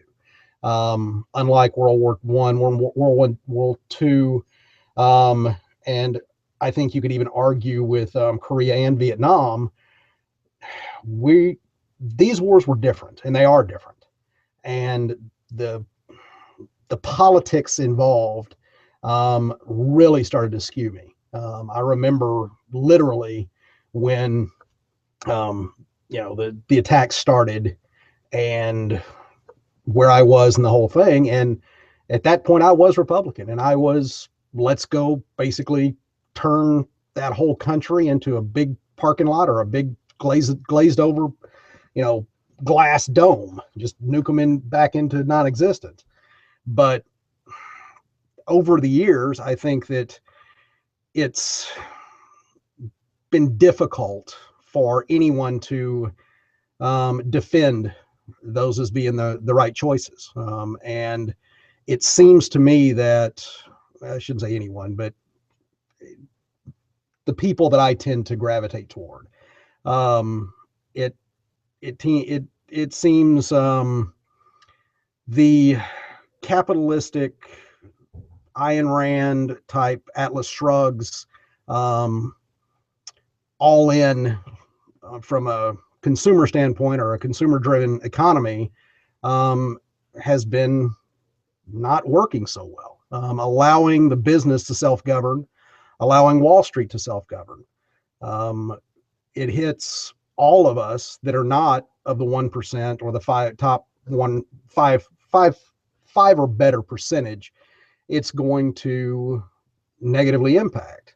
Luckily, me and my wife have been insulated enough that we're doing well. We're doing, probably better. Well, if you look at the statistics, a whole lot better than most. We're going to be okay. But the thing that really has pushed me back into politics, and well, let me kind of finish where I was going with my political record. After being out and after the wars had kind of really soured me toward, and to be honest, Bush 2 was very problematic for me. Even being from Texas, it just, I did not like him or his father. And that Bush era just soured me quite a bit. And, so I was independent for quite a while after that, and still am. I didn't vote. I had looked at it as there's not much of a choice. If you're voting, it's not because you really believe in someone. And I hate to put it this way, Landon, but your comments kind of went along this way, and mine will too. Don't get me wrong. But you're voting for the lesser of two evils. It's not that you really love everything about this candidate. It's that, well, he likes this, I like that. These are go, no-go issues. I guess I'm going to have to go that way. To me, if that's what's going to happen, it doesn't seem that there's much reason to get out and vote. So that's where I was. Well, Obama comes along and promises, the hope and change. And I mean, you've got to give it to him. He's an amazing speaker, really can get people fired up behind him. And I bought into it. I believed. So his first term, I was out. I was fired up. I was, fighting the good fight, supporting him, doing, a lot of things in the public and whatever, and really trying to get out there and help. And, I guess I did a little bit maybe, but the thing that I guess bothers me most about Obama is, I don't know if you remember when he was running the Hope and Change campaign, the one of his, at least to me, most important statements was something to the effect that nothing is going to change if we don't change what happens in Washington itself, how Washington functions. If the way that politics runs and is still run by the lobbyists, and if all of our elected officials spend the vast majority of their time hunting down money so they can be reelected, they're going to be beholden to those people. And as long as that's there, nothing's going to change. So that was, to me, a foundational issue. That was something that I bought into. I really believe it, and I believe it to this day. And 8 years later, we're looking at the exact same thing. Did he lie? I don't want to say that. I hope that he really went in there and was hoping that he could do something. But at the same time, I think he could have done a lot more. I mean, he's the president of the United States. It's not like me or you, where we throw a press conference and we get 7 people show up, or however many people we've got in the discussion boards right now. I mean, he walks out on the front lawn and he's going to have 100,000 people watching his every move. So if he didn't like what was going on across the street, all he has to do is call a press conference and say, let me tell you what happened in Congress today. Let me tell you what the Senate did. And make it clear that anytime you're going to go up there and filibuster, anytime you're going to shut down the government, anytime you're going to play these juvenile little games of, well, if I can't have my way, nobody's getting anything, I'm going to call you out, and I'm going to call you out by name, and I'm going to expose you to the American people. So the next time you're being voted for, everyone in your district will understand just who the people are who don't feel that they need to come up here and earn the money that the American people are spending on them. You can go up here, sit on your ass, talk to the lobbyists, eat your $100 lunches, and show up and then go, oh yeah, I'm not voting. Oh yeah, I'm going to sit here and listen to a filibuster for 2 days. Am I doing my job? No. Can you fire me? No. So screw you. No, that's what a leader, in my opinion, would have done. That's what someone who really wanted change would have done as a president.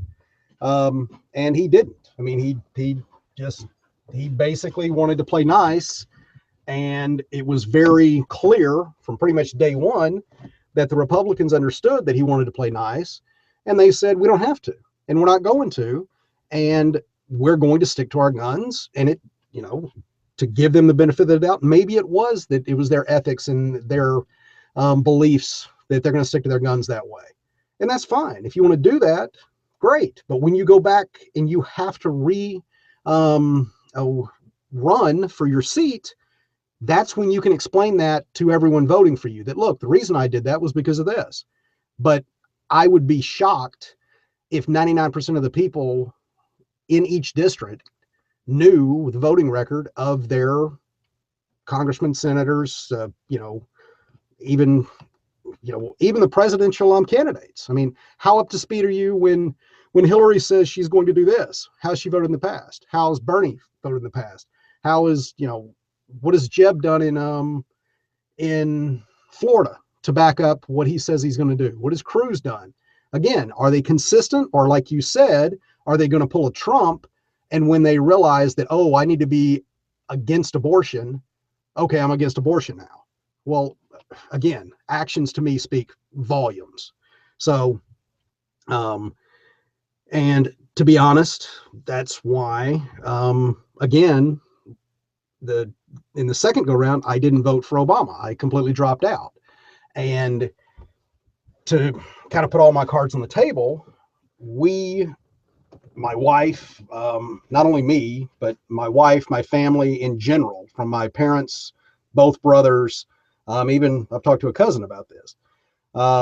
We literally are looking at leaving America.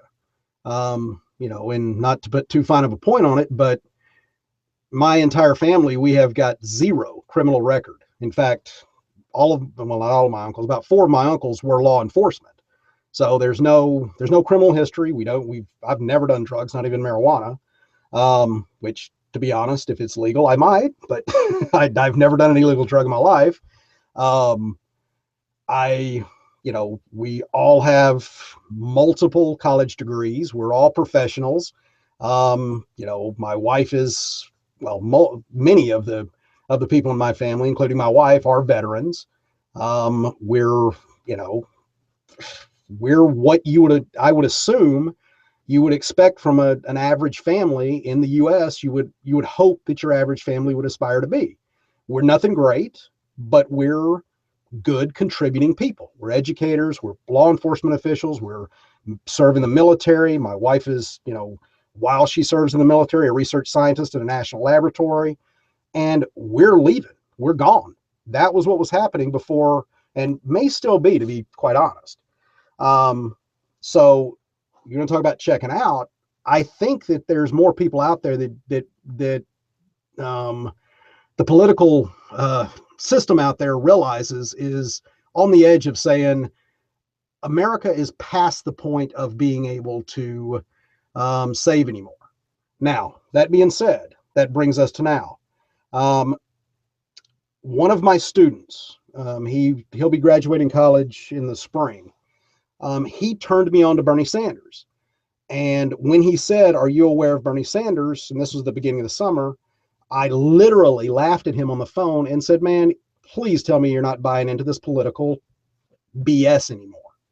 He is a politician. He has been there for 40-something years, and he's going to tell you what you want to hear. And when he gets there, he's going to do the same thing that Obama did. He's going to do the same thing that the Republicans will do. He's going to play the game. He's going to get his numbers, and then he's going to pretend to try to help the people. In reality, he's going to sell out to the lobbyists. He's going to sell out to corporate interests, and he's going to, just say, "Sorry, I tried," like Obama has over the last 8 years. Now, that being said, that was an ignorant statement because I didn't know Bernie. I hadn't watched a second of what he has to say. I didn't know anything about his past. Since then, I have to tell you, I'm fairly impressed with what he says again. And what I mean again is the same way that I was impressed with what Obama said. Looking at his record, because actually I looked at it this time, it's impressive. He has been consistent for virtually everything that he's saying now. He's been saying since literally college when he was here at the University of Chicago. It's refreshing to see that type of person in the race.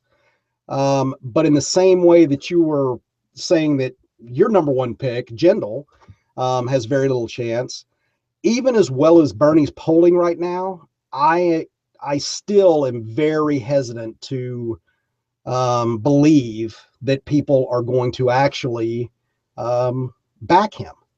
And I think the main reason is because, and I guess I kind of, I guess I relate to him a little bit because he sticks to his guns. There's one of the biggest things on YouTube about me. In fact, I talked to a guy 2 nights ago that was an absolute ridiculous and embarrassing conversation about my statement of, I don't know, my wife is real, and a solipsism and getting into the nope argument and that type of thing. But I won't come off that statement. Because I'm honest, because I believe that you can't get past the hard problem. I'm sorry, but an egocentric universe is where we live, at least in my opinion. And as long as that's there, solipsism is going to be there, and it's going to be very difficult, if not impossible, to overcome that 1% or 0.001% of doubt. That's, to me, intellectually honest. In the same way, Bernie won't come off the word socialism. And I think that the problem is and again, I think it has to do with ignorance. I think in the same way that people don't understand what I mean when I say I don't know, capital K no, with 100% my wife is real. When Bernie says the word socialism, so many people gravitate to the communism. I think that if I really believe this, which I'm very hesitant to make these blanket statements, but I'm going to be honest. I think if you went out on the street and asked the average American, especially the darker red the state, you ask them, tell me the difference between socialism and communism, and I think that there would be a very significant portion of the population that would say tomato, tomato. What are you saying? They're the same thing. Which in reality, when you say democratic socialism, it is worlds apart from any kind of Marxist government, any kind of communist regime. And in my opinion, it's how we should be moving, what we should be moving toward. And I think from what I heard, your go, no-go vote is going to be with the abortion issue. Mine is going to be with getting money out of politics, the oligarchy, and going that way, and more and wanting someone who does want to move toward a democratic socialist country. And what I guess is so infuriating to me is that most people don't understand that we are that now. Now, we're not to the degree that Bernie would like to see, or myself, but we are a democratic socialist society. And for the people who don't understand what I mean is, if your house catches on fire right now, who are you calling? Well, you're calling the fire department. Did you pay them? Are they on contract? Are they private? No, it's through the government.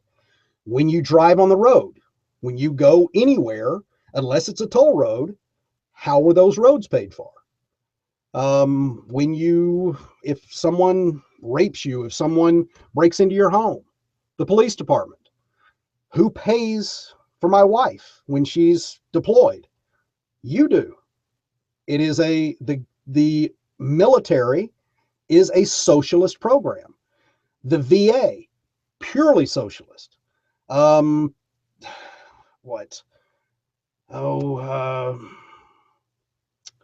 can't remember the name of it now. Social Security, in my opinion, the most beneficial and successful program that America has arguably anyway, ever put together. And what's funny is you ask people about that, and instead of going, well, yeah, you're right. I mean, it's got social in the name. You would think that they would get that. Well, instead of saying, yeah, but no, it's not a good program. It's going bankrupt. It's causing us to be in debt, and it's not going to pay for itself at all. All these people are going to be left out. It's a Ponzi scheme. You're going to be left out to dry when you're left at the bottom of the pyramid and all the money's gone. Well, again, 2 clicks, go look it up. So that socialist program, which it is, I don't care how much you want to twist it, it's socialism, is funded for the next 18 years. It can pay out every dime to every recipient, every person that's paid into it. It is solvent for the next 18 years. It is has so much of a surplus, is so lucrative that the U.S. uses it as collateral to borrow against. That's where we get the problem of going into debt, because of Social Security. Not because of the program, but because of the idiots that want to go out and leverage against it. In the same way that if I have a house that's worth $30,000 more than I've taken a loan out for, I go out and I leverage that extra $30,000 and go enter a horse race and waste it. I'm not going to bitch about the house is what caused me to go into debt. No, I took a loan against something that was solvent and blew the money. So for people to take that and twist it is infuriating. For people not to go and just do the little bit of research it takes to understand what's going on is amazing. And then you say, well, it's only 18 years. Well, first, there's not a company out there right now that wouldn't give a huge bit of their equity for their company if someone could walk in and guarantee 18 years of solvency, especially in this economy. But all you have to do to make it 50 years solvent, go 5 decades, is take off the cap. And again, I don't think most people understand there's a cap to Social Security. And what that means is if you make $158,000 a year, you are paying the exact same amount into Social Security every year as Bill Gates, as the Koch brothers, as anyone else, because at that point there's a cap. Now, I'm assuming that when that was put through, it's because these 1%ers, these 5%ers, these people making over $158,000 a year are fairly certain that, like me and my wife, we have a retirement program. We're probably not going to need Social Security when we get that old. So it's not fair that we pay all of this extra money into it that we're never going to get out because we're going to be using other things for our retirement. That's not the point of Social Security. And until people understand what is the purpose of it, what it's there for, and understand that, look, all we have to do is have everybody pay the same amount. If you're a cashier or if you own Walmart, we have absolutely no problem with Social Security anymore. Who's willing to cut Social Security? Amazingly, there are people out there that want to. You look at, I mean, again, there used to be a video, and it kills me because it was taken down off of YouTube, but it walked through a day in the life of an American, and every action that person took, the socialist program protecting that person popped up on the screen, the seal of that agency. So you would, like in the morning, you wake up to an alarm clock. Well, how do we synchronize that time? Well, that's the naval station out of Annapolis. They have the atomic clocks and they run them. Well, without the Navy, we don't have a standardized clock. That's not privatized. Even though you may buy the clock on a private deal, the actual usage of the thing itself is socialist. Without the Navy doing that, without that research being done, without them taking care of those clocks, we could be all over the place. From literally the second your alarm clock goes off, you have that. Then when you go brush your teeth, the FDA makes sure that you're not getting, the stuff that you're putting on your teeth doesn't kill you. And then your food, and then when you drive your car, the NTSB, and then when you get on the road, you've got all of the, highway commission. It is literally from the time you get up to when you leave, there are hundreds of agencies watching over you and protecting you, which is exactly what socialism is. It is a form of government where the government is there to protect the people, all the people, not just the 1%ers, not just the people that can pay for it. So when we talk about things like right to life, I think that that's an important issue, but I think that it's a right to life for everyone. And just because someone like myself, and I'm sure everyone watching this, has made bad decisions in their life, just because I make a bad decision shouldn't mean that I lose my life over it.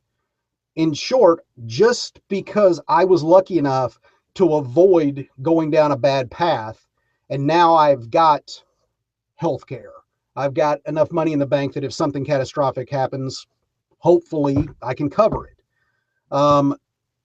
It's not fair that my life literally is safeguarded because I was lucky enough to avoid those pitfalls, where Joe Schmo didn't avoid those pitfalls. And now it's just, you know what? Too bad. You die.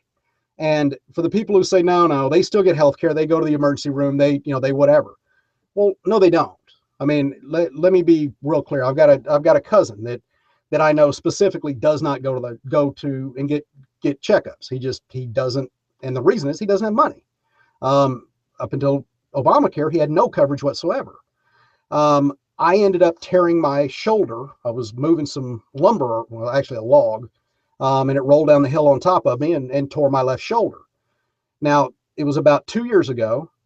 I went to the emergency room because I thought I had dislocated my shoulder. I actually tore a couple of the muscles in my rotator cuff. Got one x-ray, or one set of x-rays on my shoulder.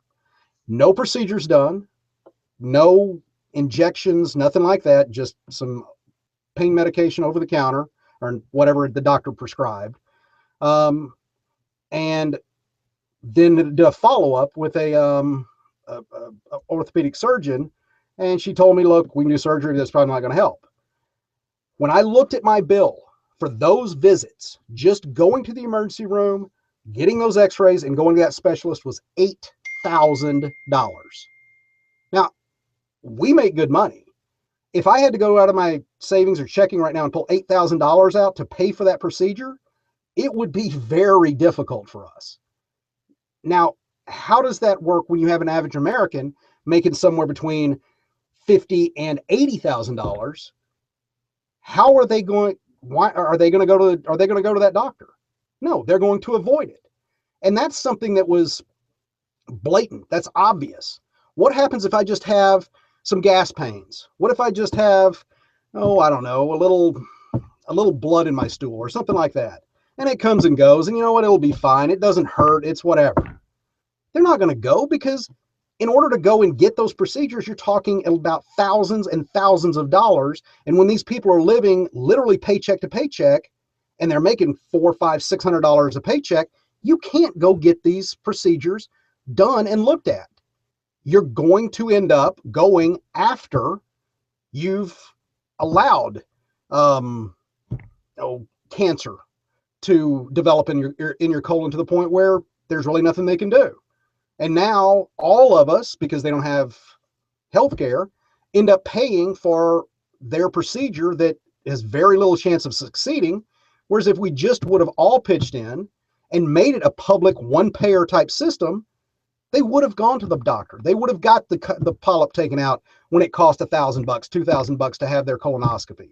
Now we're looking at $100,000, $200,000 to go through chemo and invasive surgery and the time off of work and all of the other things that goes into keeping these people after they've gone so far that they basically are incurable and die from it. And that's, I guess, the back end of the right to life deal.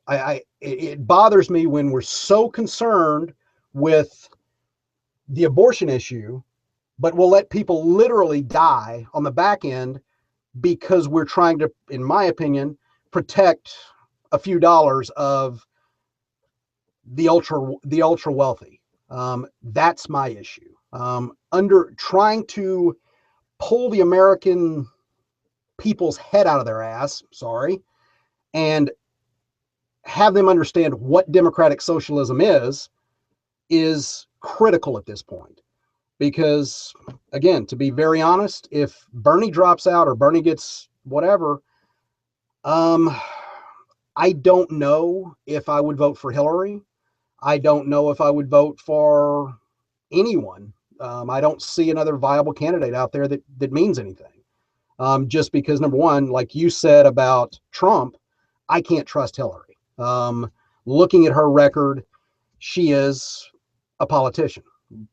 From beginning to end, she will say what it takes to get elected. I don't think she's honest. I don't think that she does anything other than what the politicians do and protect and chase the corporate dollar. And as long as that is there, it ain't gonna make any difference. So that's where I'm at. And as much as I like Bernie's plans and what he says to do, the guy that got kind of looked over in the last debate that they didn't allow to come on, I think he's a Harvard professor. He has it right. He nails it in that until we fix this problem of having individuals like the Koch brothers, like the Walmart family, being able to walk in and, let's say, just the Koch brothers. The Koch brothers are estimated to put $1 billion, that's with a B as in Bravo, $1 billion into this next presidential campaign. Now, for those of you who don't know how much that is, that's more than the Democratic Party or the Republican Party put into their campaigns for the last presidential election. One family is donating more money than the entire Republican or Democratic Party did in the last presidential election. Now, if people want to tell me they're doing that out of the goodness of their heart and they don't expect anything back from these candidates, I've got a bridge to sell them. There's not a businessman on the planet that would drop that kind of money not expecting something in return. And that's one election, people. That's about one person. So when we look at what the lobbyists do and how much influence they have, when we go and look at the people in the heads of our government and realize that they're spending somewhere between 30 to 70% of the time that they're actually in DC meeting with lobbyists trying to generate money, they're not working for you. I can guarantee you. If you think they are, try to get them on the phone. Do you think the Koch brothers have a problem picking up the phone and talking to any of these presidential candidates? Maybe save Bernie. But again, when you have the super PACs in place, when you have Citizens United, when you have all of this stacked to where now the corporations can just pour unbelievable amounts of money, you as an individual do not have a voice in this government anymore. You cannot pick your candidate. I had a conversation with my mother literally today, and I liken it to this. That if, let's say that we have Hillary on one side and anybody from the Republican on the other side, let's say that Landon, you get lucky and Jindal comes from behind and he's the other guy. So we've got Hillary and Clinton. To me, that would be like someone walking up to me and saying, you can cut off your left hand or you can cut off your right. Which one is it? Well, if I had to make the decision, I'm going to cut my left hand off because I'm right-handed. And to be honest, being an old baseball catcher, my left hand's pretty beat up and I got arthritis pretty bad. So that's the one I would choose. But I think the option people aren't understanding is that there's a third. Get up and walk the hell away from the table. In that, leave the damn country. And that's to the point where I'm at. Now, I hate saying that. This country has done wonders for me and my wife. Like I said, our education more or less is paid for by the government. We have a lot going on here. And if it was just us, if we didn't have kids, we wouldn't leave because we're fairly safe. But I really do not believe that a case can be made for my 12-year-old daughter and my 5-year-old son that if the government stays the way that it is now, they can succeed in the way that we did. They are not going to have that same opportunity. Now, they may get lucky like we did and be able to do it, but in reality, the probability of that happening is so much higher in Australia, in New Zealand, in most of the northern European countries. When those people go to college and don't pay a dime, when the number one cause of bankruptcy in the United States is healthcare issues, and all of those countries, you get the same exact illness, you never have to worry about going bankrupt. You walk out of college here, like I said, with $100,000 in debt, you walk out of college there with nothing. This is demonstrating the actions that the U.S. government is showing to me is they don't care about the middle class. They don't care about the lower class. There is the 5% at best that have the money to support the government, and that's where it goes. And for those of you who don't believe that, what I would highly recommend you do, and I'll provide the links, like I said, is go and look at the recovery that the Democrats tout as being so amazing. What Obama has done over the last year to recover the economy. Honestly, the economy's recovered. You're right. It's a whole lot better than it was. But the average American 7 years ago was making more money than he is now. How's that a recovery? I have no idea. 95% of the new gains, the recovery that has happened, has gone to 5% of the American people. So when you've got 15 people, literally 15 people hold more wealth in this country than the bottom 149 million, I don't see the recovery. I don't see where people are going to have any kind of assurance that they're going to have a good life. So, Landon, where I think we agree is that on the libertarian front, you're right. I think that there are inalienable rights that people deserve to have. One of those is life. One of those is an ability to succeed. And when you have a form of government, when you have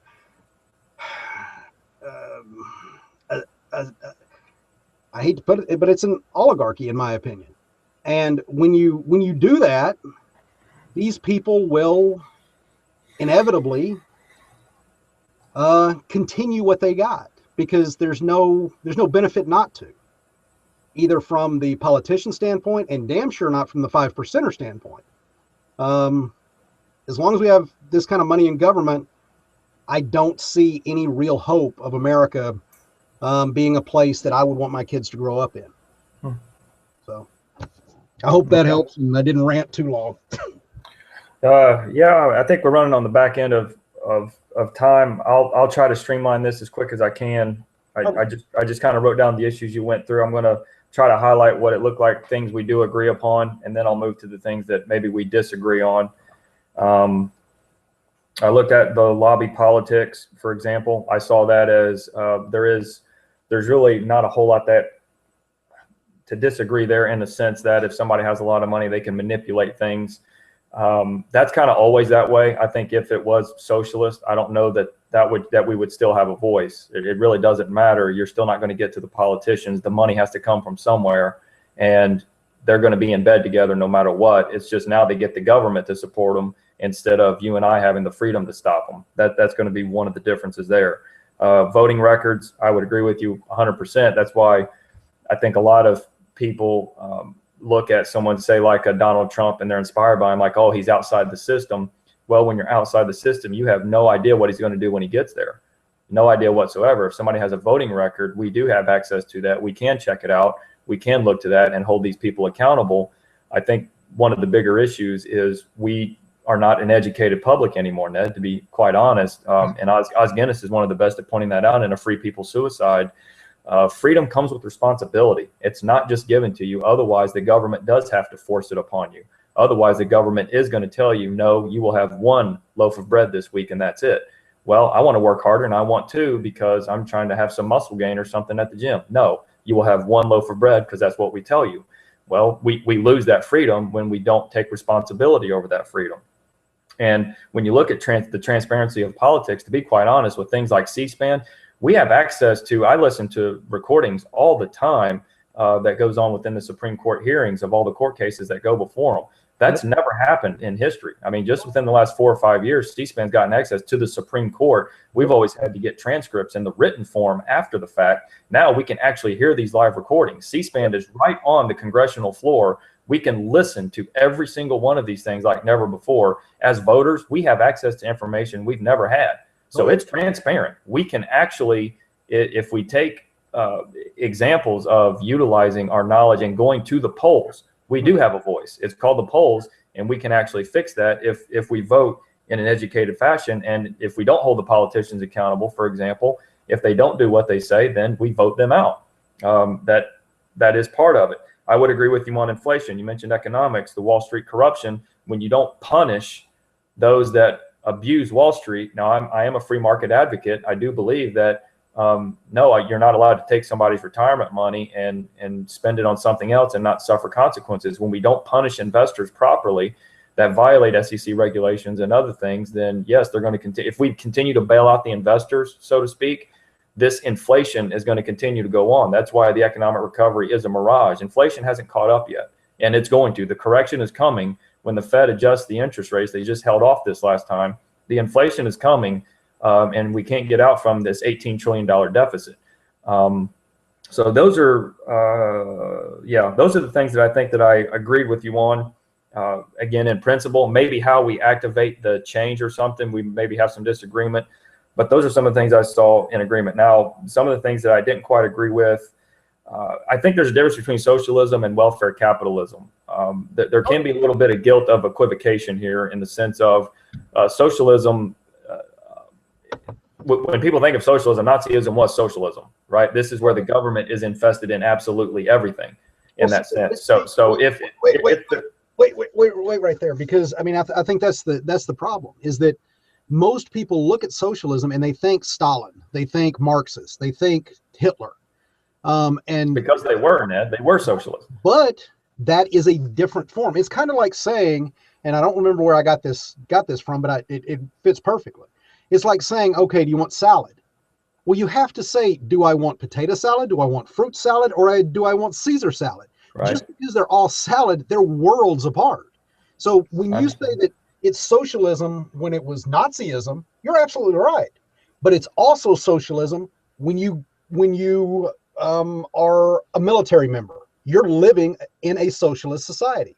And see that I am going to challenge that, and we'll have to agree to disagree on this one point. I mean, I think you've explained it well. The people can go back and listen to your explanation. I'm going to give a kind of a different understanding of that. A heavy-handed government in terms of economic policy fits under, you can look up standard definitions of socialism, what I would call welfare capitalism, where the government offers aid, but also provides things like military, roads, and that's not socialism. That still operates within a capitalist system, but it is government forms, for example, of just providing protection and punishing the guilty, basically, as far as regulating some sense of within the country. So that's not socialism. That's a government program that doesn't by default definition make it socialist in the sense of, the overbearing aspect of what government control or government influence on all spheres of life. I think that the problem there is that in the same way that a lot of times we get hung up in the religious end of the semantics of a certain word and the context of a certain word. And I think that's Bernie's problem. Yeah. Is because even though you and I we're saying the exact same thing, the verbiage that you're using, though, is a little bit different than mine in that, well, it's a lot different as far as what you're using to define the same actions. Right. And if Bernie came out and said that he was what you are, because he is, and the U.S. is this, then no one would have a problem with it. But because he uses the buzzword of socialism, everybody loses their mind instead of going, okay, let's look at how he's using that word. Does he mean Marxism? Does he mean we're going to go into and become the Nazi state? No, Bernie, look at his voting record. He has never voted for anything even close to that type of thing.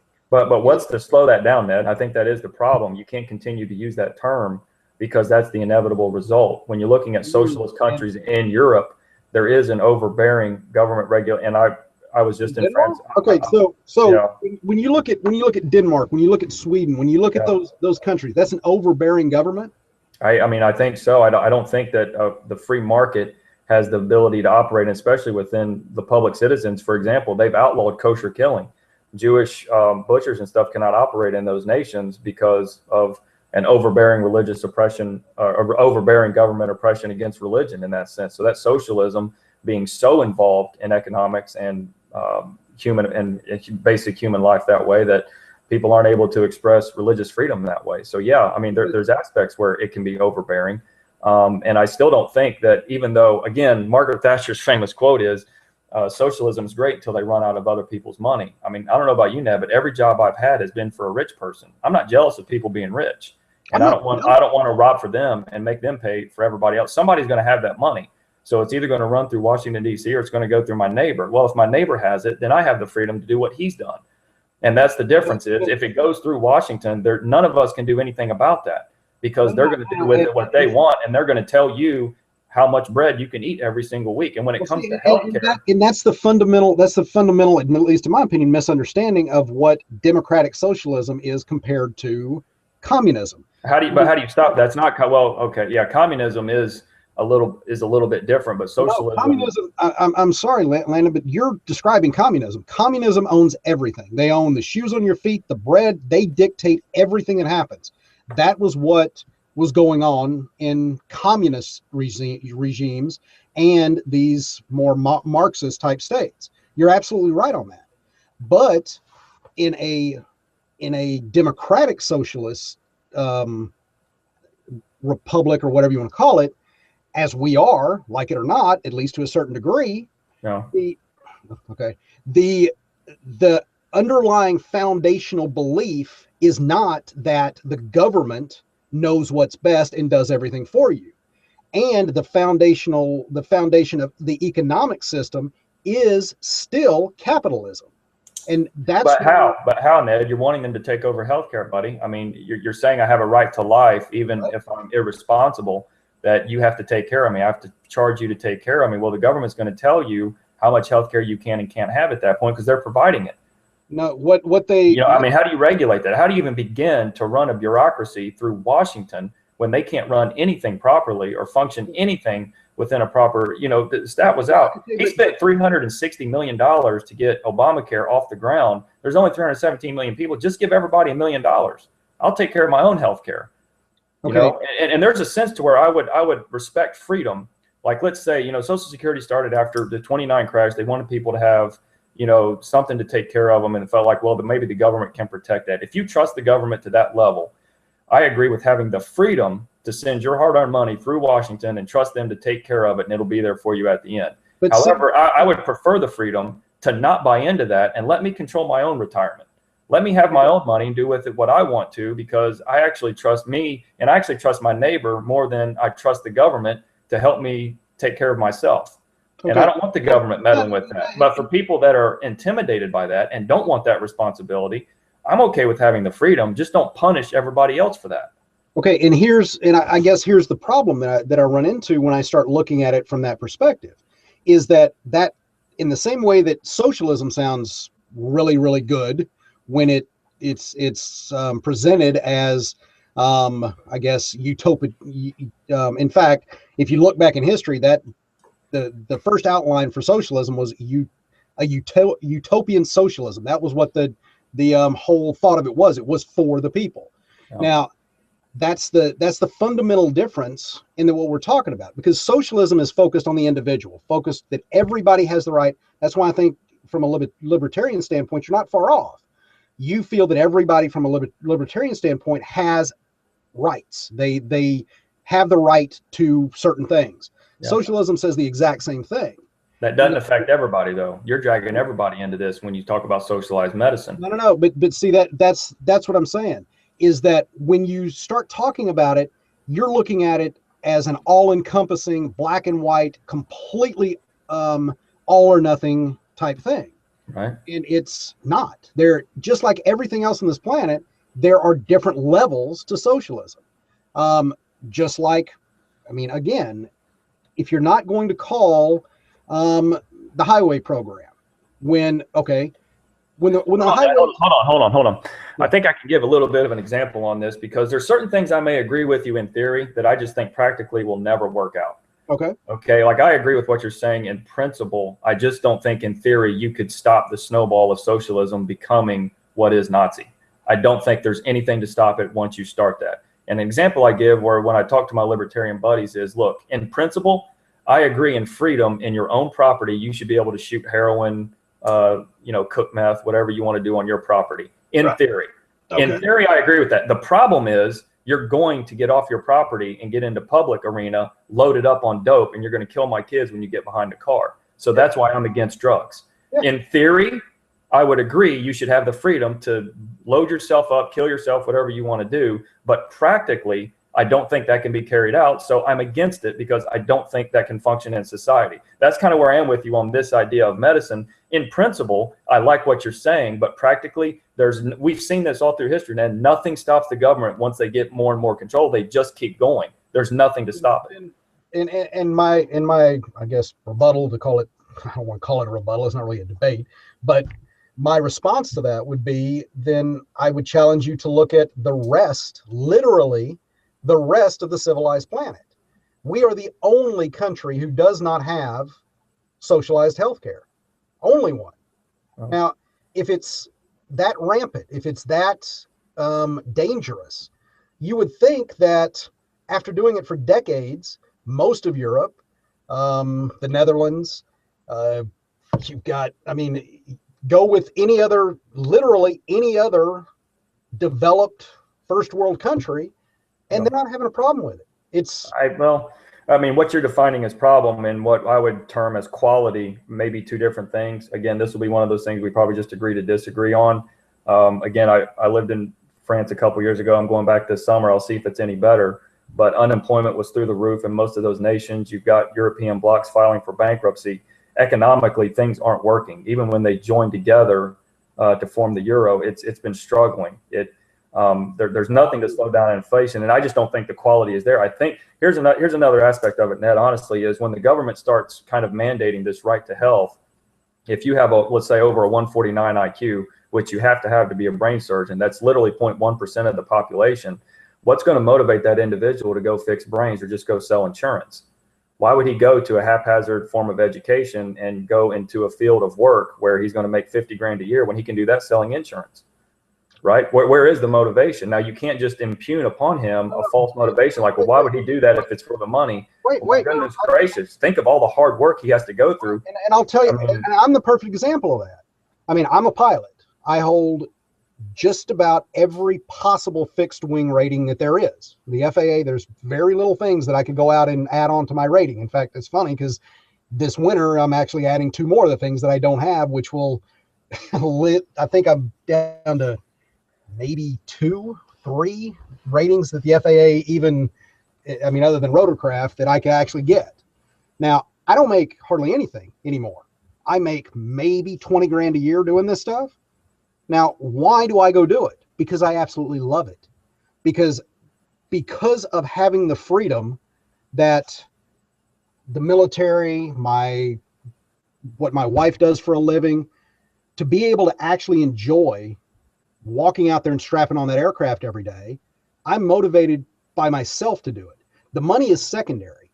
And as I tell I tell every student and anybody that'll listen to me when I'm talking about flying, I would literally do it for free. If it didn't pay anything, but I could, I could do it every day and live doing it that way and live like I am now. We don't have a mansion. We don't live amazingly. We're middle class at best, but we live fine. And we got enough in the bank to be able to go on vacation and do what we want to do when we need to, and whatever. But what I'm saying is that I bust my ass to be the best pilot I possibly can because I love being a pilot. Now, if everyone that worked did their job because they felt that way, how efficient people would be at their job. You wouldn't have to ask them to stay on the weekends. In the same way that when my phone rings and someone says, do you want to go fly? It's not like, God damn it, really, dude? Do I have to get up and go freaking get all my crap together, pre-flight the damn plane, worry about if I've got all of my paperwork done for the FAA? God, no, I don't want. No, I literally get charged up. I get an adrenaline rush. When can you be there? I'll have the plane ready, fired up, and jump in. Let's go. Is it a pain if I didn't enjoy it? My wife, she's like, you spend an hour and a half on the ground to go fly for 30 minutes. What are you doing? I get to fly for 30 minutes. Do you understand? You understand what you're saying? I get to fly for 30 minutes. That's how I view my job. Well, why would you prescribe that to anybody else, Ned? I mean, that's fine. You feel that way, and you're not as much concerned, but other people are genuinely thinking, 20 grand a year is not going to make it for me. I'm not going to provide for my family. I'm not going to provide, future for my family that way. So why should I have to love to do something and the money be secondary? Where do you get that from? And why would you prescribe it to somebody else? Okay, because if everyone's doing what they love to do and they're making enough to where everybody's taken care of, and using your analogy of the bread, the loaf of bread. Yeah. You want a loaf of bread. Okay, let's say you need a loaf of bread to eat. Okay, great. Well, you get that loaf of bread. But I want 2. Yeah. Okay. Do extra. Provide more to the society. And in a democratic socialist society, you'll get 2.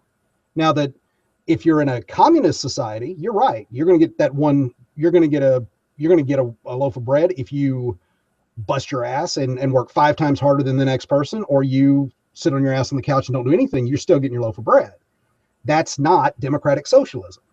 The other aspect of it is that while you're getting that second loaf of bread, is there anyone else out there busting their ass and starving to death because they don't have the means to get that loaf of bread? They're working 3, 4, 5 jobs, making $7 an hour. It's not about effort. It's about their opportunity. How do you quantify that though, buddy? I mean, stop and think. If it's not a free market principle to where the economics and laws of supply and demand don't feed into, how can the government begin to regulate you as a pilot deserve to make the exact same amount because you love it as a brain surgeon? How in the world do you begin to quantify that? Because that's impossible. No, because it's about quality of life. It's about you can't prescribe a quality of life from the government. That's man. There's no way to do that. But again, if you there may or may not. I will grant you that might be a problem, but in the same way, how do you regulate these? Well, I mean, look at the planet right now. Oh. How do you explain in this country, and not? I mean, we want to expand it globally. There's a huge deal. We have a obesity epidemic, right? It's more in America, honestly. I didn't see any obese people in France. None. I'm saying, we can constrain it to the U.S. That's fine. Right. Yeah. We have an obesity epidemic, right? All right. We also have a famine epidemic. Now, how in the hell, you would think, if it was true market-driven economics, if the market would work in a way to make sure that if people wanted things, they had the ability to get things, they could make the money to get whatever they wanted to. I can guarantee you the people that are starving, they have the kids that are dying, 10,000 kids a day dying every day. I guarantee you it's not because they don't want to. It's not because they're not off their ass trying to get something. Well, some of them are, Ned. Some poor people are as such because they don't want to work. That's not a universal across the board kind of statement. And I would add into that but at the same time, a place to where the free market can offer that. The problem is it's not a pure free market because the average person is taxed 44%. They don't have the loose income to be able to help out. And you said that earlier. That is another one of my biggest pet peeves, Landon. Okay. Tell me about when was the interstate system developed? Do you know? I'm not trying to trap you. I'm just asking. Do you know? No. I mean, early 20th century, I suppose. Okay. Do you know who the president was? No. Okay. It was Dwight D. Eisenhower. Okay. Huge Republican. 5-star. I understand that as a public service to unify this nation, states' rights have to slow down somewhere. I understand that. Wait a second. Do you know what the tax rate was on the top 5% then? No. 90%. Our economy was booming. We had a wonderful system back then, and you didn't hear anybody bitching, the top 1%ers bitching about paying 90%. Now, the other end of this is that if we want to move to a socialist type government, if you look at what Denmark, Sweden, all of these others, they're paying roughly 40 to 43% of income tax there. The US, we're paying 30 to 35%. For a 10% bump out of my paycheck, I get health care, I get my kids free college, and I get a month to 2 months off every year. I think most people would pony up whatever that 10% is, regardless of what they're making, for that kind of security. So to say that we can't afford it is, I'm sorry, not. But $17 trillion in debt, Ned, that's not sustainable, buddy. And all those European countries, like I said, are going bankrupt. There's no jobs. There's 43% unemployment in France. Landon, again, I would challenge you before we get to the next deal to go and look at the economic status of the Netherlands. Look at the Northern European countries, especially in contrast with us. Look at New Zealand.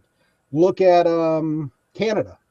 I mean, they are far better off than we are. And for the money, I mean, I don't think most people understand how much money was given to bail out these bankers. Right. No, and I did agree with you on that. That should have been punished properly. I am in agreement with you on that. And again, I think I may be, in our disagreement over this, again, I feel like in principle, I just don't think it can be carried out. We're kind of in this halfway mesh in this nation.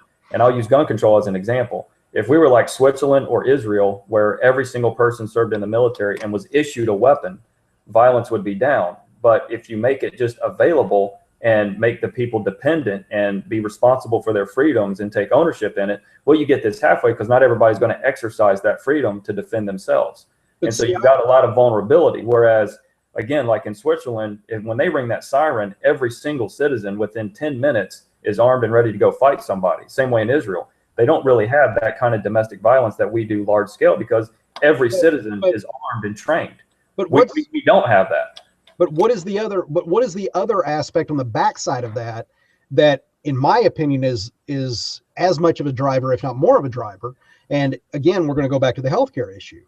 Yeah. If you look at Sweden, if you look at Israel, when we look at these people who go out and commit these weekly, literally, mass shootings. I mean, this year alone, we've had over, it's been 140 some odd mass shootings last time I checked, and that was a couple of months ago. It's almost, I would say the vast majority, when you look at these people, they have mental issues. Now, why are these people not being taken care of? Because they don't have health care. Because they can't, Landon, all you have to do. No, I'm sorry, buddy. I didn't mean to do that. I'm sorry. But I'm just saying, if you look at the health care, and when you go to, let's say, Switzerland, well, the people that have mental issues don't have guns because they've been identified and they get the mental help that they need. Whereas here, I go talk to a psychiatrist, and dude, I know this because of the divorce I went through, and this was, 17 years ago, 18 years ago? My psychiatrist, and there was nothing wrong with me. This was just to get an evaluation because of the courts, and we had kids, and both of us, of course, had to get evaluated. It's Texas and whatever. But anyway, just to go get an evaluation, nothing else, just take this stupid little test, $300 an hour. Now, I would have never got that test on my own, and I haven't since, and I didn't before. Why? Because I don't think I need it. But the problem is most crazy people don't think they need it. I can't speak for Switzerland that way, but I can certainly speak for Israel. I have lived there twice, and believe me, the lack of violence is not because of a universal health care that everybody gets a psychological evaluation. It's everybody's armed, and nobody can just walk in a place and shoot it up. If you walk in somewhere and pull a gun out, you're not getting 2 steps to be able to do something like that. But that's why I'm saying it's both. It's multifaceted. It's not just. Yeah, I'll give you that. It's messy. It ain't clean. I'll give you that. But again, I think you'd have to agree that if you give everybody guns and have no health care, and all the crazy people have just as many guns as everybody else, the crazy people they don't care about their life any more than a suicide bomber does. They're still going to walk in, and maybe they only kill 2 or 3 people because the rest of the audience in the theater stands up and kills them. Yeah. But it's not going to change their motivation or their action. They're still going to attempt to do it. But how do you start to regulate psychological evaluations? As somebody who's religious and think God's talking to them, are they crazy? They don't deserve a gun? No, it's not. How do you even begin to get into something like that? What you're trying to prescribe there is, how do you run that through Washington and sanitize that and make that okay for the public? Who's running that thing? Okay, but in the same way that look at the VA. The VA doesn't have a problem doing that. The VA is 100% through, and I have personal experience with the VA. Both my kids were born through the VA. Okay. Is it the most efficient? Is it as nice as going to most of these, hospitals like when I got my shoulder looked at? No, but for the most part, it's not because of the quality of care. It's not because of the equipment. It's because those hospitals can go in and renovate every 2 years because they're charging, $100 or $8,000 to have an X-ray and a consultation. So they have the money to pour back into it and make these amazing looking hospitals. The point is that if you have these doctors, that speaks directly to your point. Why would a doctor, after going through medical school, in fact, one of my uncles did this, go into medicine in the military? He went into the Army and became literally a physician in the Army after graduating and getting through medical school. Why? Because he felt the need to serve his country. He felt that was the right thing to do. It wasn't about the money anymore. And could he have made, I mean, order of magnitude more money than he made in there? Absolutely. But he signed on the dotted line. He worked in there. He stayed for, I think, 8 or 10 years. He didn't, but that's the point that I'm making, is that until we at least make everybody respected, when we have, in fact, okay, I'm going to cite a book here, which is, I'll be really honest. It's called Looking Backwards, 2000 to 1887. And I can't remember the author right now, but it's a sci-fi book. And it's basically this guy, it's kind of a Rumpelstiltskin, I mean, not Rumpelstiltskin. Oh God, what's the guy who fell asleep under the tree and woke up? Oh God. I'm losing it too, buddy. Whatever. But anyhow, people, hopefully somebody will tell me. I can't remember the guy's name right now. But anyway, Rip Van Winkle. Okay. So it's kind of based on that story. And he wakes up and he paints he was from Boston in 1887, and he wakes up in 2000 in Boston, and now the U.S. has gone to a completely communistic government.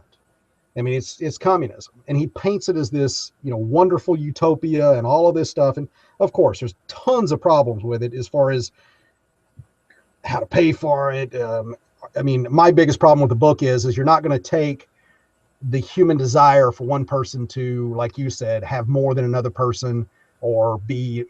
I think the class system is kind of part of us. I think that's part of our genetics. But do you think in principle it's better to let somebody do as much as they want? What if somebody wants a 10 million square foot mansion and they want to work as hard as they can in order to get that? And if somebody's content living in a studio apartment, then that's fine. Would you not prefer that? No, but what's amazing there, at least in my opinion, you're describing socialism, if at least democratic socialism, because the key is it's not about the person that wants the 10,000 square foot mansion. That's still there, available. But the person who wants to live by doing a lot less in the one room flat, they're at least protected to where they can have that.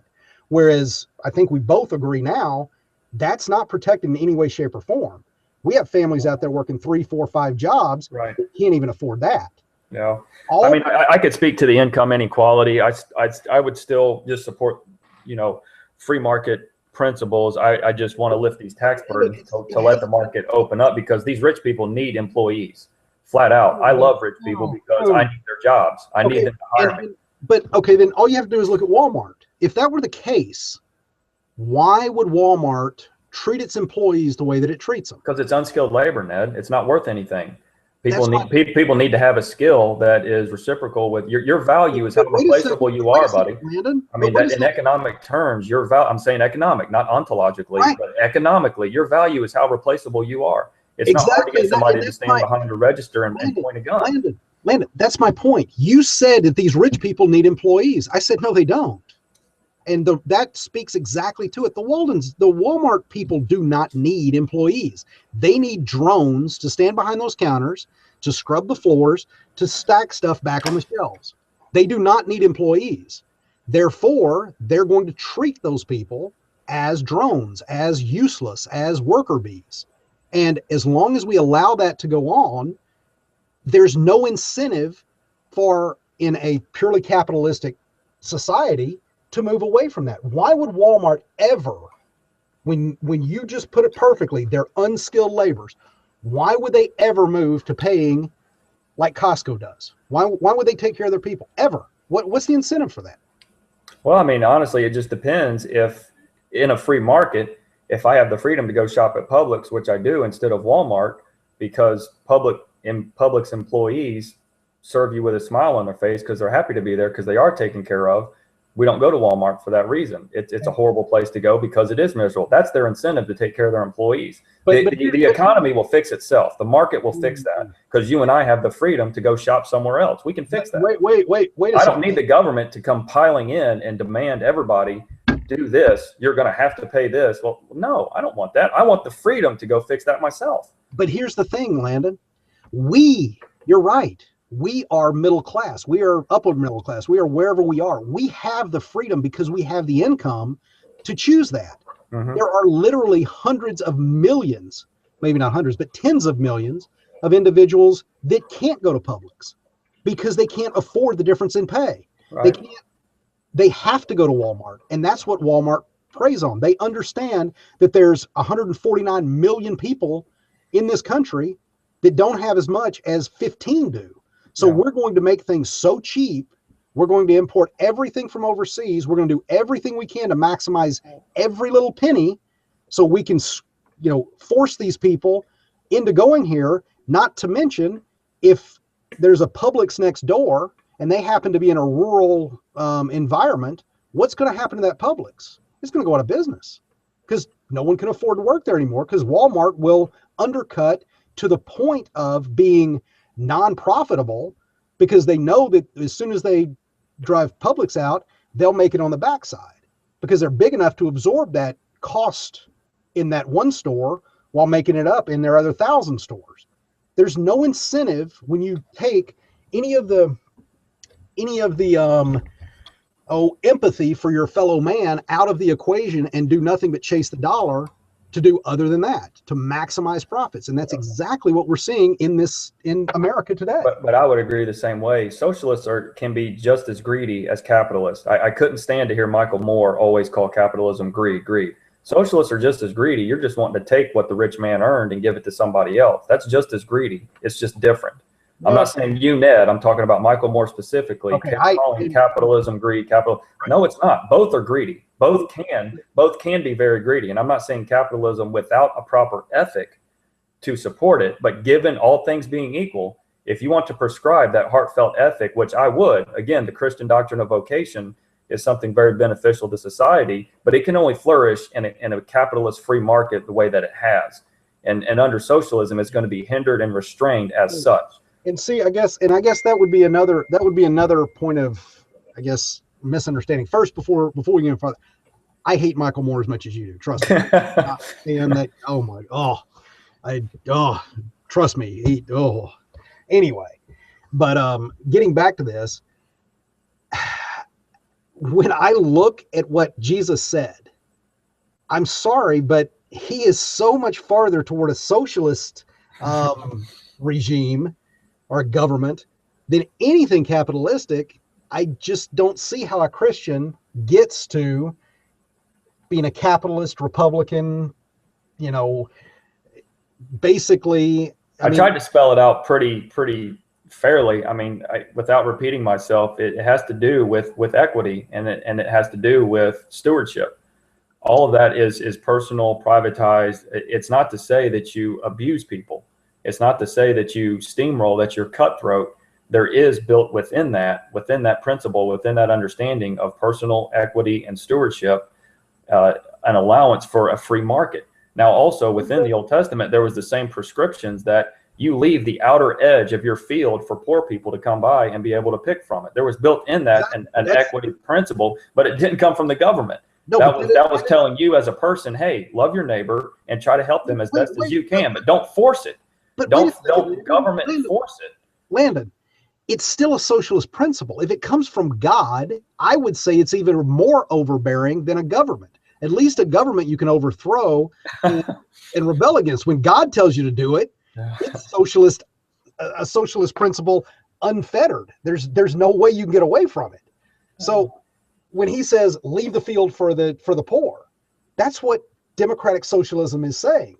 I'm just going to call that welfare capitalism, and that I think there's built within that a little bit of different structures. But I think we're going to beat this horse to death. But I understand it, and I think that may be a really good place to pick this up next time, because maybe we get back together and kind of look at, all right, where do we differ, where are we alike, and kind of come out with a strategy to kind of build off of this, because there's a lot of things that you said that I'm like, oh, I don't want to talk, and then I'm sure you're doing the same thing. You're like, oh, I want to jump in there.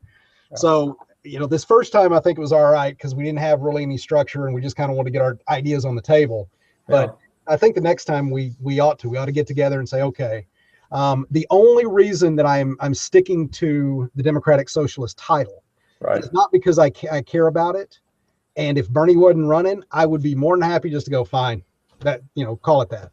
But the problem is that now there's, in my opinion, there's a danger in allowing that socialist word to be used incorrectly, in my opinion. And as long as that's left out there, there's little to no chance that someone like yourself or someone that is on the fence, they hear the buzzword socialism and equate it with communism and Nazism. There's no way they're going to vote for it, nor would I.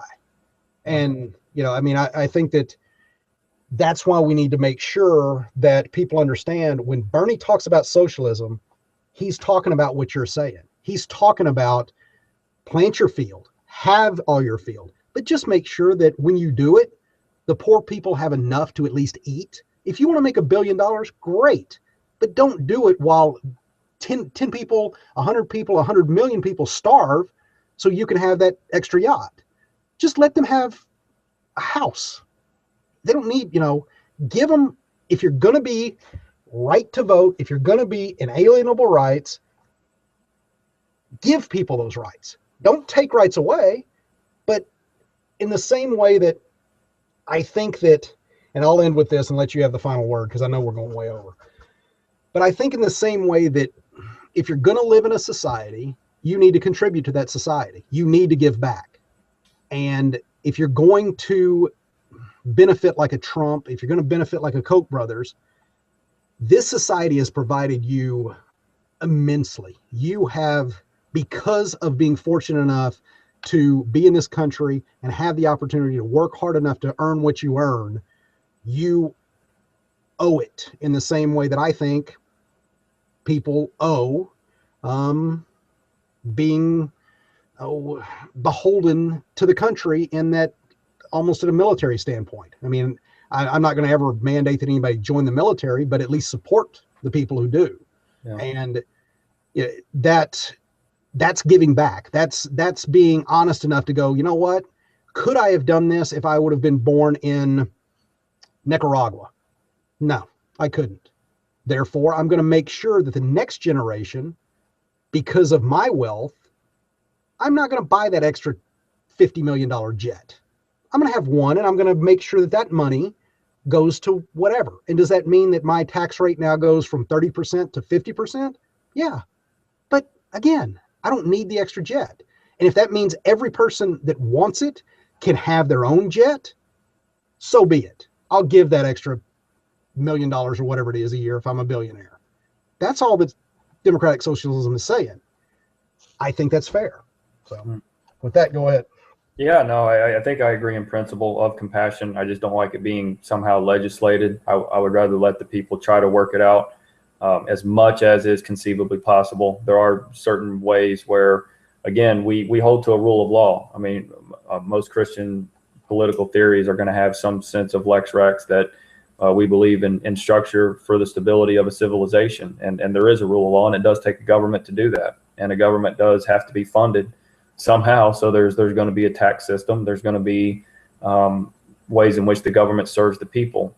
And, you know, how that works itself out and everything those are always up for debate. I mean, it's some sticky issues. I think we agree on most of some of the problems here.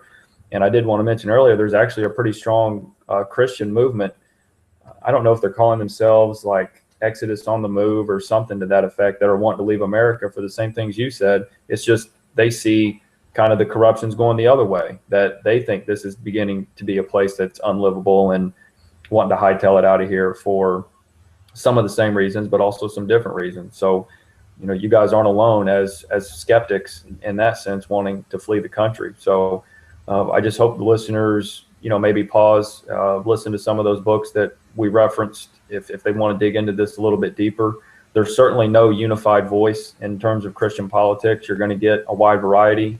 Obviously, fellows like Jim Wallace, Tony Campolo are very socialist as Christians. And then, of course, you're going to get, you know, very conservative fellows, Dinesh D'Souza and Peter Berger and others that are going to take more of a what would be considered fiscal conservative, free market approach to economics, healthcare, and things of that nature. So once again, buddy, thank you for having this.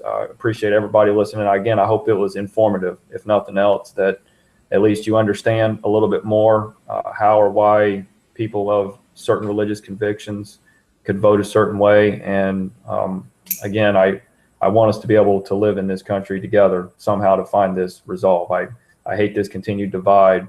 Where do I need to compromise in order to make this work? And I would hope there's the same sentiment on the other side. If you're not a Christian, that you would at least desire to want to live with me as a neighbor and maybe compromise some things on that end. That's my sentiment exactly. I'd much rather have a Christian neighbor that wants to be realistic and work together than another atheist that says screw everybody except you and me. So I think we're both there together. But I'm the same way. Thanks everybody for watching. And Landon, great idea, man. I really appreciate you including me in this, and we're definitely going to have to do this again. Yeah. Looking forward to it. Yep. Stay with me, Landon. All right, man.